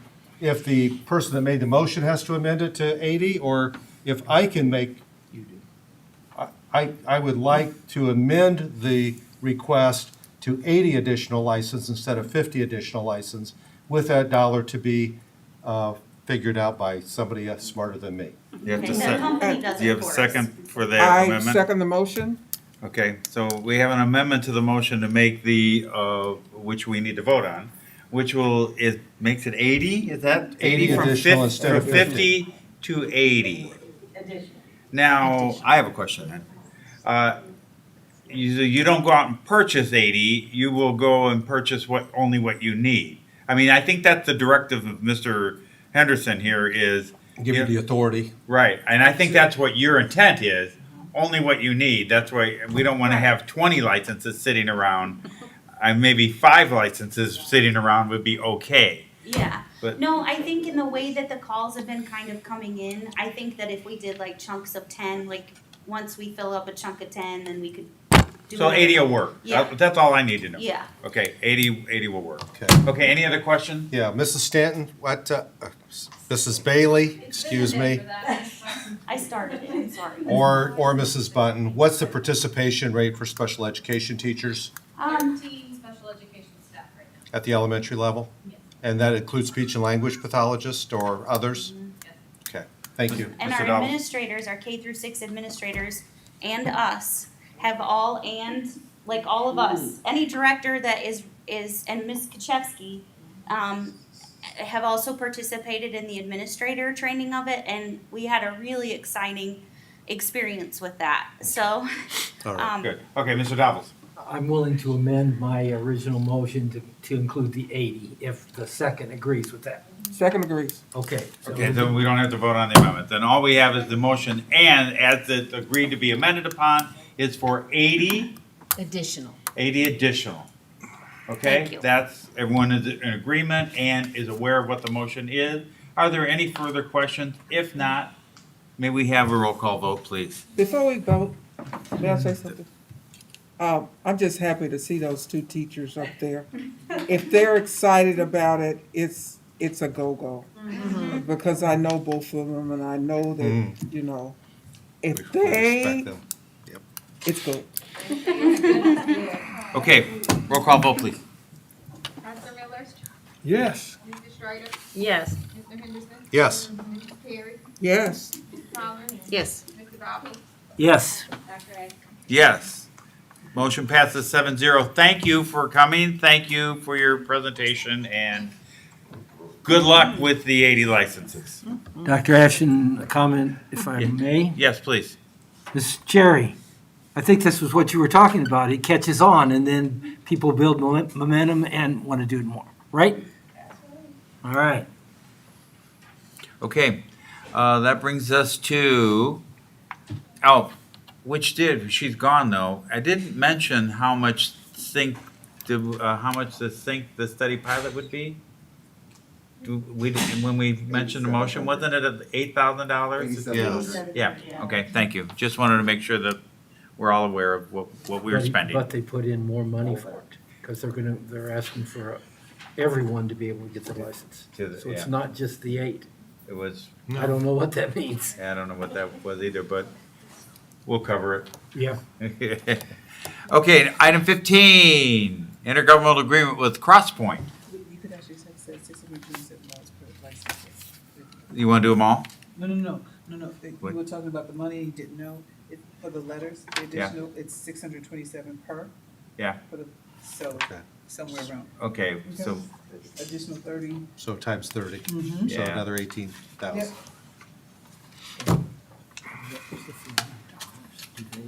we're just eyeballing how much we just spent, is what we're doing. So that's- Please May I go? proceed. Thank you. Good evening, Board. Dr. Geddes. I'm Lindsay Nixon, Assistant Director of Special Education. I am here tonight to recommend that we continue our partnership with CrossPoint Human Services for the next school year for 21-22. CrossPoint has provided us mental health services for our students in Danville High School, KDBA, Northridge, Southview, Mark Denman. And even since the onset of COVID, they've been seeing our students virtually, and they have currently in the last few weeks made that transition back to in-person with the students. They kind of have a hybrid going on right now, some still virtual, some in person. So I recommend that we can continue that partnership with CrossPoint. Move approval? Second. No, that's easy. Okay, I have a motion and a second. Any questions? If not, maybe a roll call vote, please. Mr. Henderson? Yes. Mrs. Carey? Yeah, no. On CrossPoint. It's a CrossPoint. Yeah, no. Gonna- I will not vote on that. You abstaining? Abstaining. Mr. Dowd? Yes. Dr. Miller? Yes. Mrs. Schrader? Yes. Mrs. Collins? Yes. Dr. Ash? Yes. Motion carries 6-1. 601. 6-0-1. Thank you. One abstention. Thank you, Mr. Henderson and Mr. Dobbles. Rosencrantz. Rosecrans, yes. I am also here tonight to recommend that we continue our partnership with Rosecrans. They provide substance abuse counseling and services to our district students. The primary focus for next school year would be focusing on KDBA and the Second Chance program, and also assisting those students as they complete the Second Chance program at KDBA to transition successfully back to Danville High School in Northridge. So moved. Second. I have a motion and a second. Any questions or comments? Seeing none, may we have roll call vote, please? Pastor Miller, Yes. Mrs. Schrader, Yes. Mr. Henderson. Yes. Mrs. Carey, Yes. Mrs. Holler, Yes. Mr. Dobble, Yes. Dr. Adams. Yes, motion passes 7-0. Agreement with Dr. Mahone. Tonight, I recommend that we continue our partnership with Dr. Angela Mahone, our child and adolescent psychiatrist. She provides psychiatric services to our district students, and we would like to continue that for next school year. We will continue the same process that we have been using, where we take referrals from our school staff as well as local pediatricians and family doctors. Currently, we are able to sustain 2 Saturdays a month in order to provide those services to our students. I move approval. Second. Can I have point a out? motion and a second. Thank you very much. Any questions? Yes. Yes, can I point out that it says 1 day per month in the contract, Oh, okay, under services. okay. so You we might want need to change that. Okay. My second question is, Dr. Mahomes' fee, has that changed since last year? No, It's the same thing. yes. Thank you. Since she, yeah, I was about to say the same thing, since she started. And I think you can graduate as long as the daughter's in school. Yeah. The salary, I can't see it. I'm finished. Okay, thank you. I can't either, so, yeah. There we go. One of the topics says with revisions by our attorney, but I don't know what the revisions were.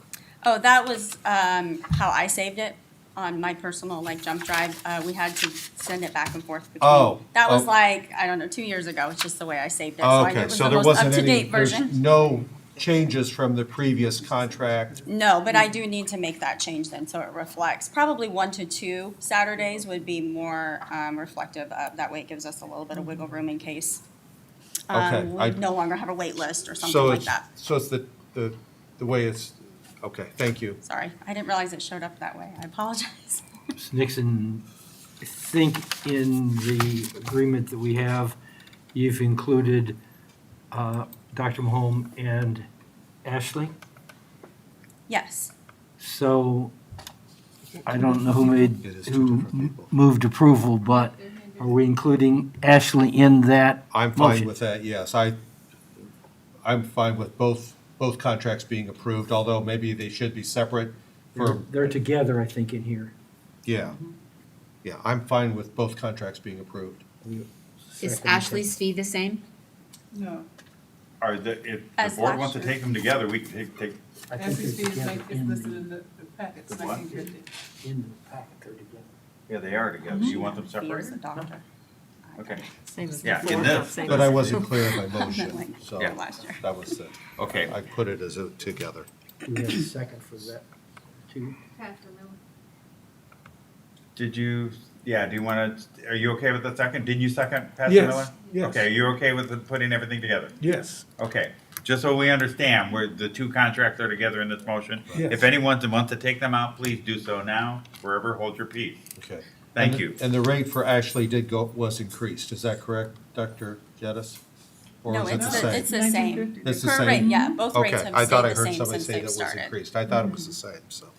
So basically, it's the same. Yes. Not basically, it is the same. Okay, any further questions? We have the motion and the second. We're voting on Dr. Holmes and Ashley's contract together. Roll call vote, please. Mr. Henderson, Yes. Mrs. Carey, Yes. Mr. Dobble, Yes. Pastor Miller, Yes. Mrs. Schrader, Yes. Mrs. Holler, Yes. and Dr. Adams. Yes, motion passes 7-0. Thank you. That brings us to business and finance. I'm trying not to touch too much. PTA account at Edison. Yeah. Oh my God. Probably up to 3 million now. Yeah, during Corona.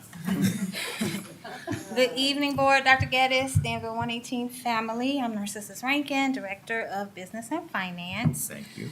The first item under business for the business office is we recently received correspondence from First Financial Bank regarding the Edison PTA account. PTA accounts are usually managed by the parents at the school. However, this account has been dormant for 5 years. And so the bank's process is to send the money to the state as unclaimed property. And I am asking it so that we don't lose the money, that we make the signers, the treasurer, Whitney Sokola, and myself, we're not going to use it, but just so we don't lose it to the state. The current balance is $2,241.42. So moved. Second. So, Mr. Rankin, is it because we do not have a PTA, and is there intent by the building principal to get a PTA started? So, The intent is to start PTAs, I think, with COVID money. So that will be a part of, you have to have a family involvement piece. So that, be nice. you're gonna see the reactivation of at least PTOs, if not PTAs. Oh, it's PTOs now, isn't it? That's right. Okay, so those dollars will be able to be funneled back to Edison. I just so want that to, we use. I just want to make sure that it doesn't go to the state. Absolutely, yeah, we don't need to have to figure that out. So that in the line item stays with Edison, Yes, that amount? absolutely. Do you have to find the people who were the signatories on that? So or- we did, Edison did, was it Brandy Owens? The secretary found the current signers, of course, their students are not at Edison anymore. Right. So yes, we did have to do that. Okay, I was gonna say, otherwise anyone could just come along and go, I'm the treasurer, thank you very much. Okay, we have a motion and a second here to handle the situation. Any further questions? If not, I'm sure that this is gonna have to have a roll call vote. So let's have a roll call vote. Mr. Dobbs? Yes. Mrs. Collins? Yes. Mrs. Terry? Yes. Mr. Henderson? Yes. Mrs. Schrader? Yes. Pastor Miller? Yes. Dr. Ashton? Yes, motion passes 7-0. That was interesting. Didn't see that coming. And the next item is just informational for you guys. However, it does involve money. So last month, President Biden signed the American Rescue Plan Act. So basically, this act subsidizes the COBRA premium for assistance eligible individuals for a period beginning April 1st through September 30th. So what that means is that if we have anyone under COBRA, as of April 1st through the end of September, we need to cover their COBRA premiums.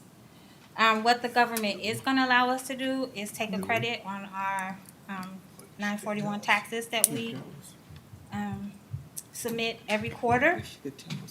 So basically, we're not going to lose it. We'll recoup it in that money. So I just wanted to give you guys a heads up because it's coming. Do we currently have anyone that falls under COBRA, or how many, excuse me? We Let me do, rephrase so- that. How many how many people would this be involved at this point in time? So she had to go back and send correspondence out to say, do you need us to assist you? She said at this time, she knows that there's at least one person with family coverage who will be taking advantage of Okay. the subsidized That would COBRA. fall under this? Yes. Okay, thank you. Okay, thanks, guys. Next. Okay, there's one more informational thing I want to let you guys know. It came to my attention and Ms. Papp's HR director, that the JROTC instructor, Mr. Kritzer, has some concerns about how his salary was processed. In the digging or the researching, we discovered that the multiplier that is being used currently does not, because the contract states that the district will match what the government sends, the Army sends us for our instructors. The way we've been calculating it in the past, it has not matched. So we have gone back and we are correcting that, and I wanted to make you guys aware of that. So we owe him more money. Yes, ma'am. He started in August of 2015. Will this We affect what? Lieutenant Colonel Marriott's pay as well? Mr. Marriott is a 12-month employee, so it's the multiplier of how we processed it. So his was easy. Okay. How much money? It's $10,222.19 over 5 years. So that'll be given to him in one check? Yes. Okay. Thank you. We are like connected here. Okay, thank you. All right, thanks, guys. No other information. Thank you very much. Appreciate that. That didn't cost us any money except for $10,000. You said that wasn't going to cost us any money. Yeah.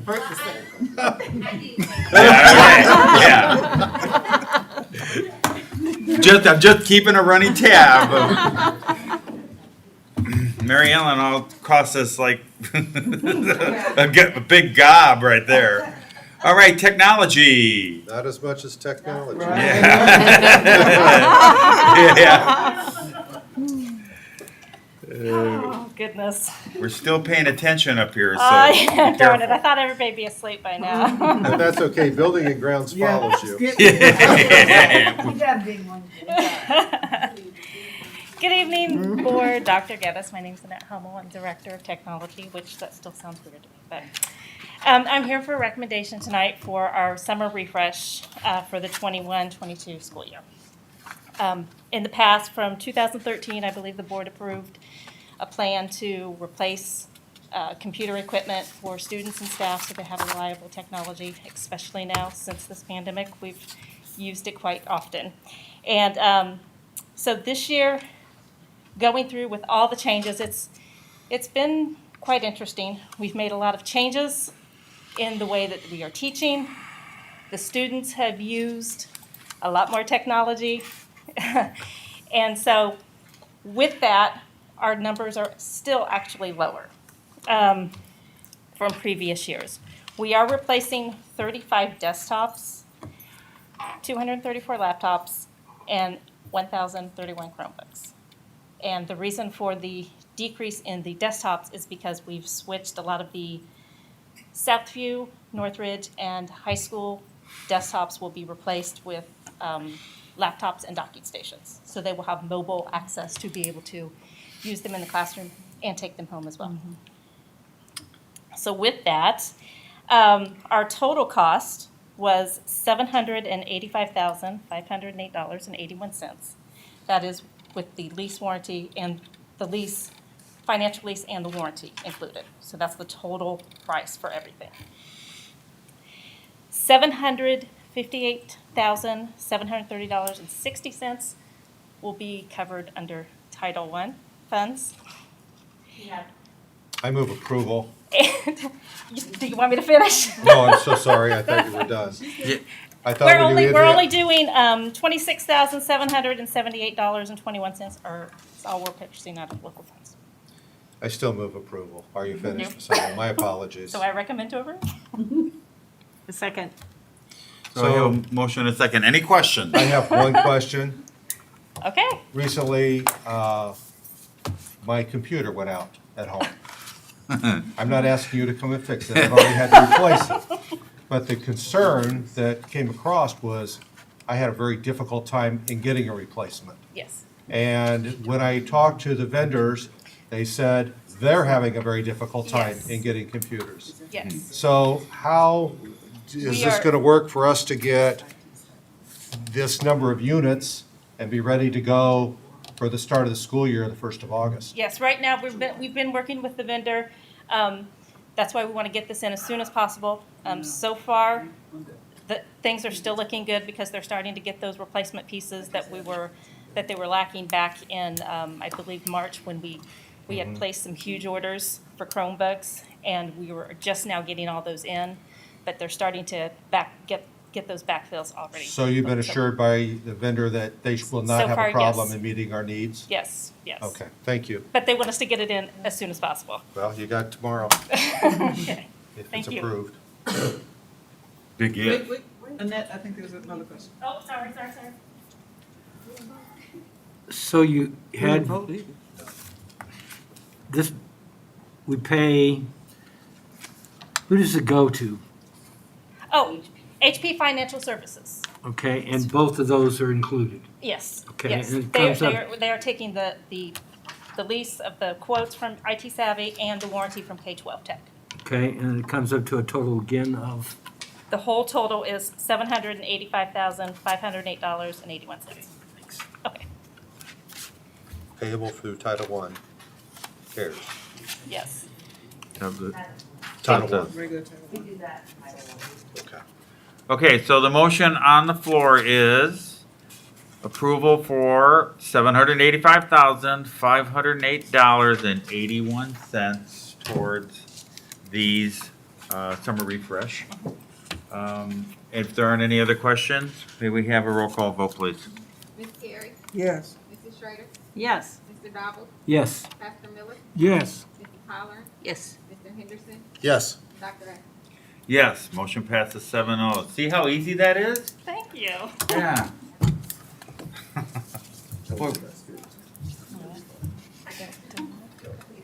Our spending is about to come to an end. We've run out of money. That's what Mr. Dowell said. I can come back next time. That's First on the agenda. Yeah, first. Yeah. Good evening, Dr. Geddes, board, special colleagues. I'm here tonight to ask, I have 3 items, actually. The first item is, you mind if I take this off, because I can't hardly Please. work with it. Cannot hear. Can't hear it. Thank you. Yeah, and you know what? Let's have a discussion. Are we okay with the person at the podium taking their mask Yes. off so we can? Yes. Okay. So we can hear 'em? Exactly. Understand So, him? exactly. We're Because we 6 forgot about I the have- handicap accessible board member that cannot hear. Well, that's all of us. All of us. Yeah. What are you talking about? But I'm legal. Yeah. Okay. Well, let's put you the At furthest. least you have an amp. Why aren't you sitting next to there? Yeah. Please. Sorry. Okay, it's okay, I'm good. Okay. The first thing I'd like to ask the board tonight is, I have a recommendation for advanced commercial roofing for the new roof over the backside of Edison. Your parking lots first. Yeah. The agenda. Oh, I'm sorry. Unless you're making a new agenda, Nah, we're I'll do doing let's do 18 parking lot. Let's do the parking lot. Let's do the parking lot. Okay, so, the first thing I'd like to ask the board this evening is to accept the recommendation for Midwest Asphalt of Tilton, Illinois, they're local here in Danville, for the total bid of $392,568,000. Okay. for And the I will gladly DHS make that parking motion. lot. I've been waiting almost 40 years to hear that. And I second. Okay, I have a motion and a second on the floor here. Let's vote quickly. No, any other questions or comments? I just commend you for doing a local contractor. You know what that means to me. oh, I know. Thank And you. I will, to add to that, is the truck next on the agenda or No. is it? No. Okay, Hold all right. Hold on, get your votes. Yeah, we have to vote. Okay, go ahead. We have to vote. Fast. Not that I'm in a hurry. Call the question. Paul. That's good. May we have a roll call vote, please? Mrs. Schrader? Yes. Mr. Henderson? Absolutely, yes. Ms. Holler? Yes. Pastor Miller? Yes. Mr. Dowell? Yes. Mrs. Carey? Yeah. And Dr. Atkins? Yes, motion passes 7-0. Next. I'm really not in that big of a hurry. I'm just afraid we're gonna run out of money. The next item here that I'm gonna ask the board is a recommendation for advanced commercial roofing for the Edison roof and to seal up the parapets in the backside of Edison, not the asphalt shingle portion, but the flat and the built-on portion. Move approval. How much, Skip? It's for $152,525. Second? I have a motion and a second. Any questions or comments? Did this work be done this summer? Yes. Now, is this the roof or the gym roof? No, this is over the top of the gym and the built-on addition. Edison was actually built onto from the original building, so it's that entire area. Okay. So we have a motion for roof work at Edison for $152,525. Correct. Roll call vote, please. Mrs. Holler? Yes. Mrs. Schrader? Yes. Mr. Henderson? Yes. Pastor Miller? Yes. Mrs. Pierce? Yeah. Mr. Dobbs? Yes. Dr. Atkins? Yes, motion passes 7-0. Next, sir.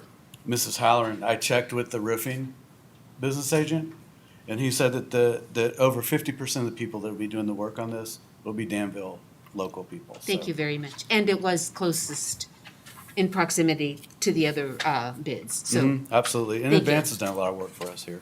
I appreciate you. Thank you. Okay, next, I'm asking the board permission to purchase a new service vehicle for the Building and Grounds Department.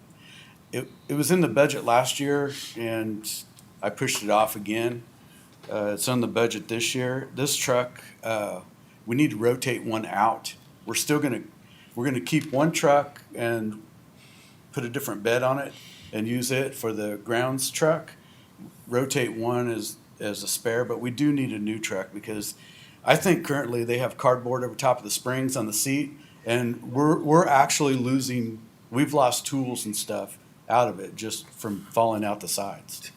It's Well, that that's bad. not safe. So I move approval. we Second. New service vehicle. do something about I that. want to know about the cardboard. I have a motion. Do we have a second? Yes, second. Do you have them? So you're gonna be getting bids for us, is that correct? You know, I will. It's state, so it's Okay, so basically what there's no. states, it's good, yeah, okay, Yeah. never mind. You know what I'm talking about. Okay, I have a motion and a second to replace the Beverly Hillbillies truck. I should have I brought think pictures. this should be easy. So roll call vote, please. Pastor Miller? Yes. Mrs. Schrader? Yes. Mr. Henderson? Yes. Mrs. Pierce? Yes. Mrs. Holler? Yes. Mr. Dobbs? Yes. And Dr. Atkins? Yes, motion passes 7-0. That's just to go find one, right? Yes, and then I'll bring back the actual dollar cost. So we didn't spend any money yet. No, Okay, unfortunately. yes, thank you, that's enough. Yeah. Any further questions? I have none. Okay. All right, thanks. Any other questions, board, before? Thank you. Okay. Good. Thank you. Thanks for keeping our district beautiful. You're welcome. Oh, we started the field house today, so Awesome. that's already off and running. How long will that take? You know, we had to pre-buy all the paint because this is 80% of all the petroleum products that are manufactured in Texas. And when Texas had that big power outage, there's so much stuff that you can't even get right now. It's amazing. I want to give kudos to Seth. He pre-purchased all of our stripper and wax, and we found out 2 weeks ago that it's not even available anywhere now. So we have We ours. were lucky. So the price is gonna go up on that stuff like crazy. Oh. Yeah. Kinda like 2x4s. $9.50. 96 cents to $8. Yeah, exactly. $9.50 for it. Didn't notice. Okay, informational items, please. So we just wanted to let everyone know that our summer program news booklet, part 2, is available. It will be mailed out to every home. Once again, thank you, Board of Education, that these camps are free to our students. So parents, please take advantage of these opportunities that are available to our students. Applications are due by Friday, May 21st. Keep going. Sure. Danville High School, I just want to announce, Danville High School graduation dates. Ms. Cherry, you can help me with those? Saturday, June 5th, at 5 p.m. at the DHS football field. In the event that it rains, it will be Saturday, No, it'll be June Sunday. 6th Sunday. at the Civic Center at 3 p.m. Sunday? Sunday. Okay. Did I say? You said Saturday. Sunday, that's my bedtime, I'm sorry. So Saturday for one, Sunday's the rain out date. Yes. Yes. Bingo. Saturday's outside, Sunday's inside. Yes. Correct. Okay. Will be Saturday. May I comment on that? I know I was on the committee and Keisha was on the committee. I applaud the students. We as parents and people just standing around kind of looking. The kids are very excited about having this graduation out on the field. And I am praying for the rain dance. Pastor Miller, we're praying that there is no rain. All right, I agree. Yeah, because it is the 150th graduating class from Danville High School. But the excitement of the students that were on this committee, to me, speaks volumes for what they've been through and what they have experienced. And if they can just have this little bitty piece of happiness and walk through that grass, I think we owe it to them. Yeah. I think we all agree with you. I think we look forward to that. Let's hope that it's Saturday. But we look forward to it one way or another. Congratulations to them. Northridge. Northridge, it's promotion dates. This Dr. Jacoby? Ms. Brooks isn't here. Tuesday, June 8th at 6 o'clock PM at the David S. Palmer Arena. Could you say that one more time for me, Dr. Jacoby? Sure. Tuesday, June 8th at 6 o'clock PM at the Palmer Arena. Thank you. Everybody?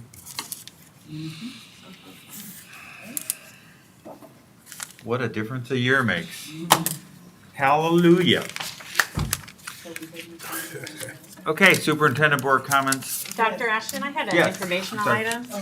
I just wanted to share that the study session for the superintendent's evaluation met last week and wanted the community to know that we are moving forward on that. We're considering a platform called Super Eval, and it is a very big platform out of New York, but there are 6 different school districts in Illinois that are using them. And Mrs. Carey and Mrs. Holleran and I had an open session where we spoke with the gentleman who is involved with Super Eval, and we're now working with these, communicating with these other districts who have used it. So we're very enthusiastic about this. There's also an opportunity to do a board self-evaluation through the same program or a portion of that. So there's lots of opportunities with this. So we'll be coming back to you with a more thorough, some more thorough information about it, but we're all enthusiastic about getting rolling with that. Thank you for that. You're Appreciate welcome. that we're moving forward on that and keeping on task. Is there anything else you would like to add, either of you? No? Okay. Next? Yes, Okay. you're, All right, so I will make them brief. I wanted to remind everyone on Monday, May 24th, parents, while that is an asynchronous day, as Mrs., I want to say Standish, I'm sorry, said, Bailey. what? Mrs. Bailey. Bailey.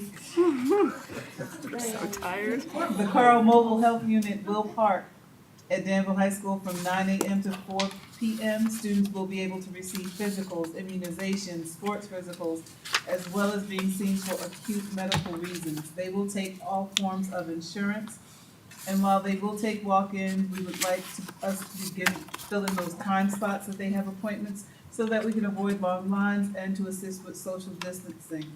The challenge for us, Danville, they've made us aware that the most students they've ever seen in one day is 85. So I'm asking that we fill all 100 slots because, yes, I would like to beat everyone else. So, please, parents, I know, and physicals, because we have so many students, my number 300 and change. 280 some.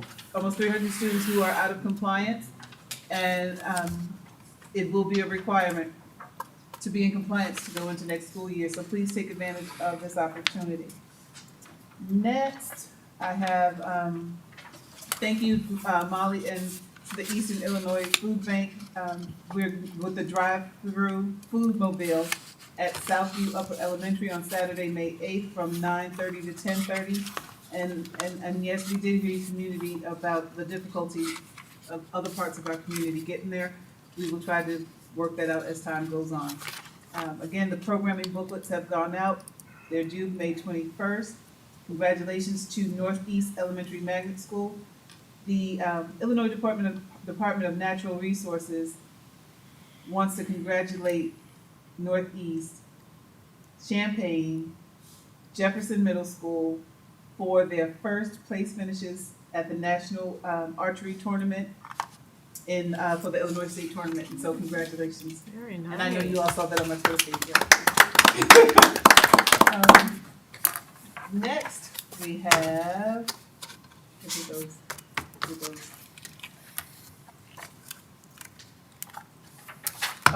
Oh, yeah, legislation. So, community, we need some help. There's some legislation that has passed either in the Senate or the House, and I need to make you aware of because they will have substantial impacts to us. The first is Senate Bill 654, which is the 1 hour of daily unstructured playtime that they would like to mandate in grades K-8.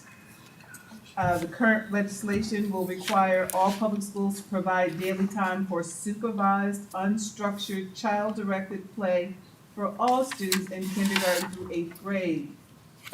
The playtime cannot count as physical education, but will be counted toward the 5 clock hours. I don't know how we would manage that.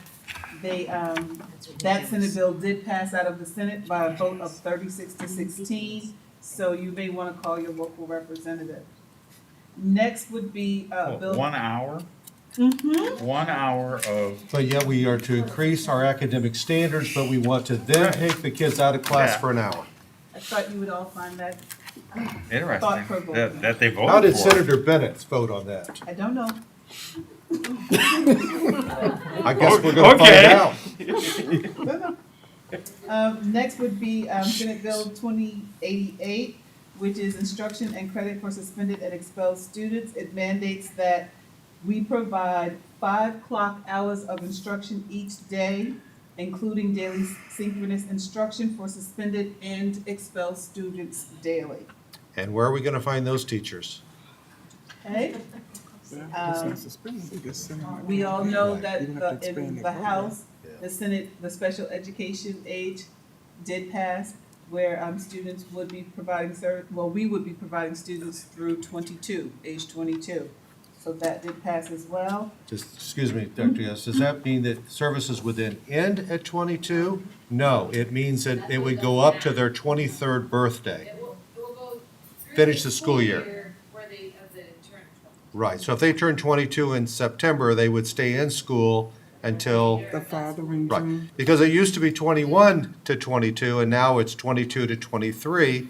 So before we know it, we won't have to worry about transitions. Unfunded mandate. Yes, that's we will correct. just hire another teacher. Right. Are they waiving the 5-year requirement for students within the same classroom? Okay. Okay. The next is a bill that has cleared the House by a vote of 113 to 0. And it's called the In-Person Instruction Guidelines for the next school year. It is sponsored by the IEA and the IFT. I continue to work with IESA and ISB as we're trying to negotiate. But right now it uses the IDPH to establish the metrics and develop the recommended guidelines for schools to have in-person learning next year. It also mandates whether, based on their metrics, whether we will be able to implement remote learning or blended learning. It gives rules of how you can do it. Mm-hmm. An amendment is being considered, has not gone through, but it does give IDPH the power to investigate complaints and take the appropriate action, including closing schools or any school space until the violation is remedied.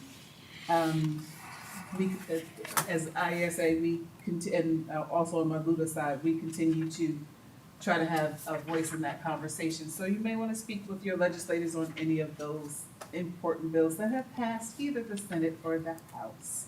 Senator Bennett voted for the unstructured playtime bill. Thank you, Mr. Brown. I didn't want to say that. He'll get my letter tomorrow. Sometimes I leave things out of purpose. Okay. So thank you to the Technology Department and Buildings and Grounds team that made this happen for us this evening. It was a little awkward, but we got through it and we'll begin to fine tune it. I appreciate it. Congratulations to all of the board members for your reappointment. And congratulations to Dr. Shannon. And I want to say thank you to Mr. Doubles. I know you probably don't want us to receive our 50, Mr. Doubles and I talk probably 50 times a day. And then he loses several bets to me and has to buy me chocolate. So I would like to be able to still work out that arrangement because I need a chocolate supply. So appreciate you. But no, thank you for all that you've done. I really appreciate you. Pursuit of Happiness. So thank you, Southview, who helped formulate it. Northeast did it, and then Northridge, and then Danville High School and KDBA. We actually developed the program and helped Mr. Gardner work this out. LA did it. LA County Schools did it. We did it better. And so we put it together and other districts are replicating it. We are actually the control center for every school in the state of Illinois to be able to have the program. And of course, so many have signed up. But he was so grateful to what we have done. And after that student at Northridge, we brought him to tears 3 times on Friday, the other day. And he was like, this is an Oprah Winfrey moment. Stop asking me those questions. So it was a great thing, but he was so moved by what we were doing here. He called back and said, Dr. G, you know what? We need to expand this. I need to call Mike. And so he started naming off these people. I'm like, okay, well, because we know I don't know anybody in sports. But I figured out by the time he said Mike and LeBron, like, okay, I think sports people, right? Mm-hmm. And then there was the guys in NASA. So I'm just writing, and he was like, so I'm going to go ahead. You go ahead and call him. I said, I dare you give me Michael Jordan's number. I'm just writing. He didn't do it, though. I think his senses kicked in. But he wanted it to grow, and he wanted it to happen in Danville because of what we had done and what he saw in our kids. And so I was so very, very, very grateful. And then to the Board of Education, I heard Mrs. Stannis say, I heard Mary Ellen Button say that it's $400 for the teachers to get the credit through the training. I would like to come back and make that recommendation that as we absorb next time, that we actually absorb that cost for our staff to be able to. We'd probably have to negotiate that. You mean, talk to the DEA? To talk to the DEA about making that a benefit from the Board of Education. So just wanted to put that on your agenda. That's all, that's enough. I'm fine. Thank you. Board comment? Mr. Truex, thank you for making something happen that I've been, since 1987, concerned about regarding the Danville High School parking lot. Mrs. Button, thank you for answering my questions clearly and for bringing the letters program to the staff.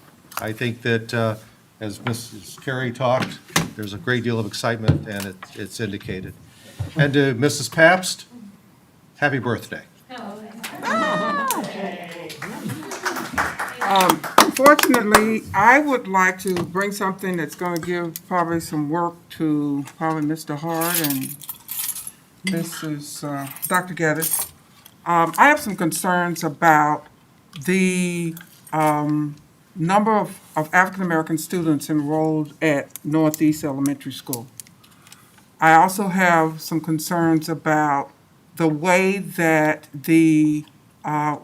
we need to relook at the volunteer requirements and how they are met. I've had several parents to call to say, we're on a waiting list because they don't know. Secondly, their concern is if both parents are working, we need other alternatives to meeting our requirement. And I think it's a valid, I think it's a valid question. And I think unfortunately, I don't like the numbers and the percentages of African-American students that are enrolled right now, because I've looked into it, yes. And I think it's something maybe that it hasn't been looked into as far as the volunteer hours in a number of years. And so I think that that's something that I would like some answers about. Can I address that just a little bit as a Northeast grandparent? Grandparents can fulfill 10 hours per student. That is part of the parent's obligation. Grandparents can do that. You get credit for going to report card pickup. You get credit, you get volunteer hours. You get volunteer hours for going to the Christmas concert. Now, during last year's pandemic, when a lot of those things didn't happen, I don't even know where all that stands for that. But they make, if you go to the Y and do swim lessons with your child, you get credit. They've gone way beyond just being a lunchroom monitor or a hall monitor to provide opportunities for parents and grandparents to be part of what their students are doing. But Darlene, one of the questions a parent brought to me was, what if I don't have a grandparent that can do that? I don't have an uncle or aunt. Sure. I would just like for us to look into it, address it, and then parents can do what they have to do. But when I get a question about and looking at the enrollment of African-American students, and it's what I saw was 6%, and it may be wrong, I'm a little concerned. And so I think it's worth even just the investigation. So I would like to be able to go back and sit down with those parents and say, okay, this is what I found, and this is what you can do. And, you know, if you don't have an uncle or aunt or someone, and we do have families like that in right now in Danville that don't have extended family. And so I don't want any child to be excluded from an educational arena because of volunteer hours. And I said to the parent, I said, okay, let me know. I got 2 little ones, but, you know, so those are the questions that are out there. And I feel that it's our responsibility to at least address them and see what we can do to increase that population. I'll look into it. Yes, ma'am. Comments? Yes. I'd like to, again, congratulate all of the board members that were reelected, and to Dr. Aston for now taking the role of president, and for Mrs. Schrader for vice president. Congratulations, and thanking Mr. Dobbles for his services as president all these years, and appreciating him. Just excited about the programs, the new pilots that are being, you know, started through our district, and the excitement of our teachers. I know our students are going to benefit from that. Also, just some information for the community.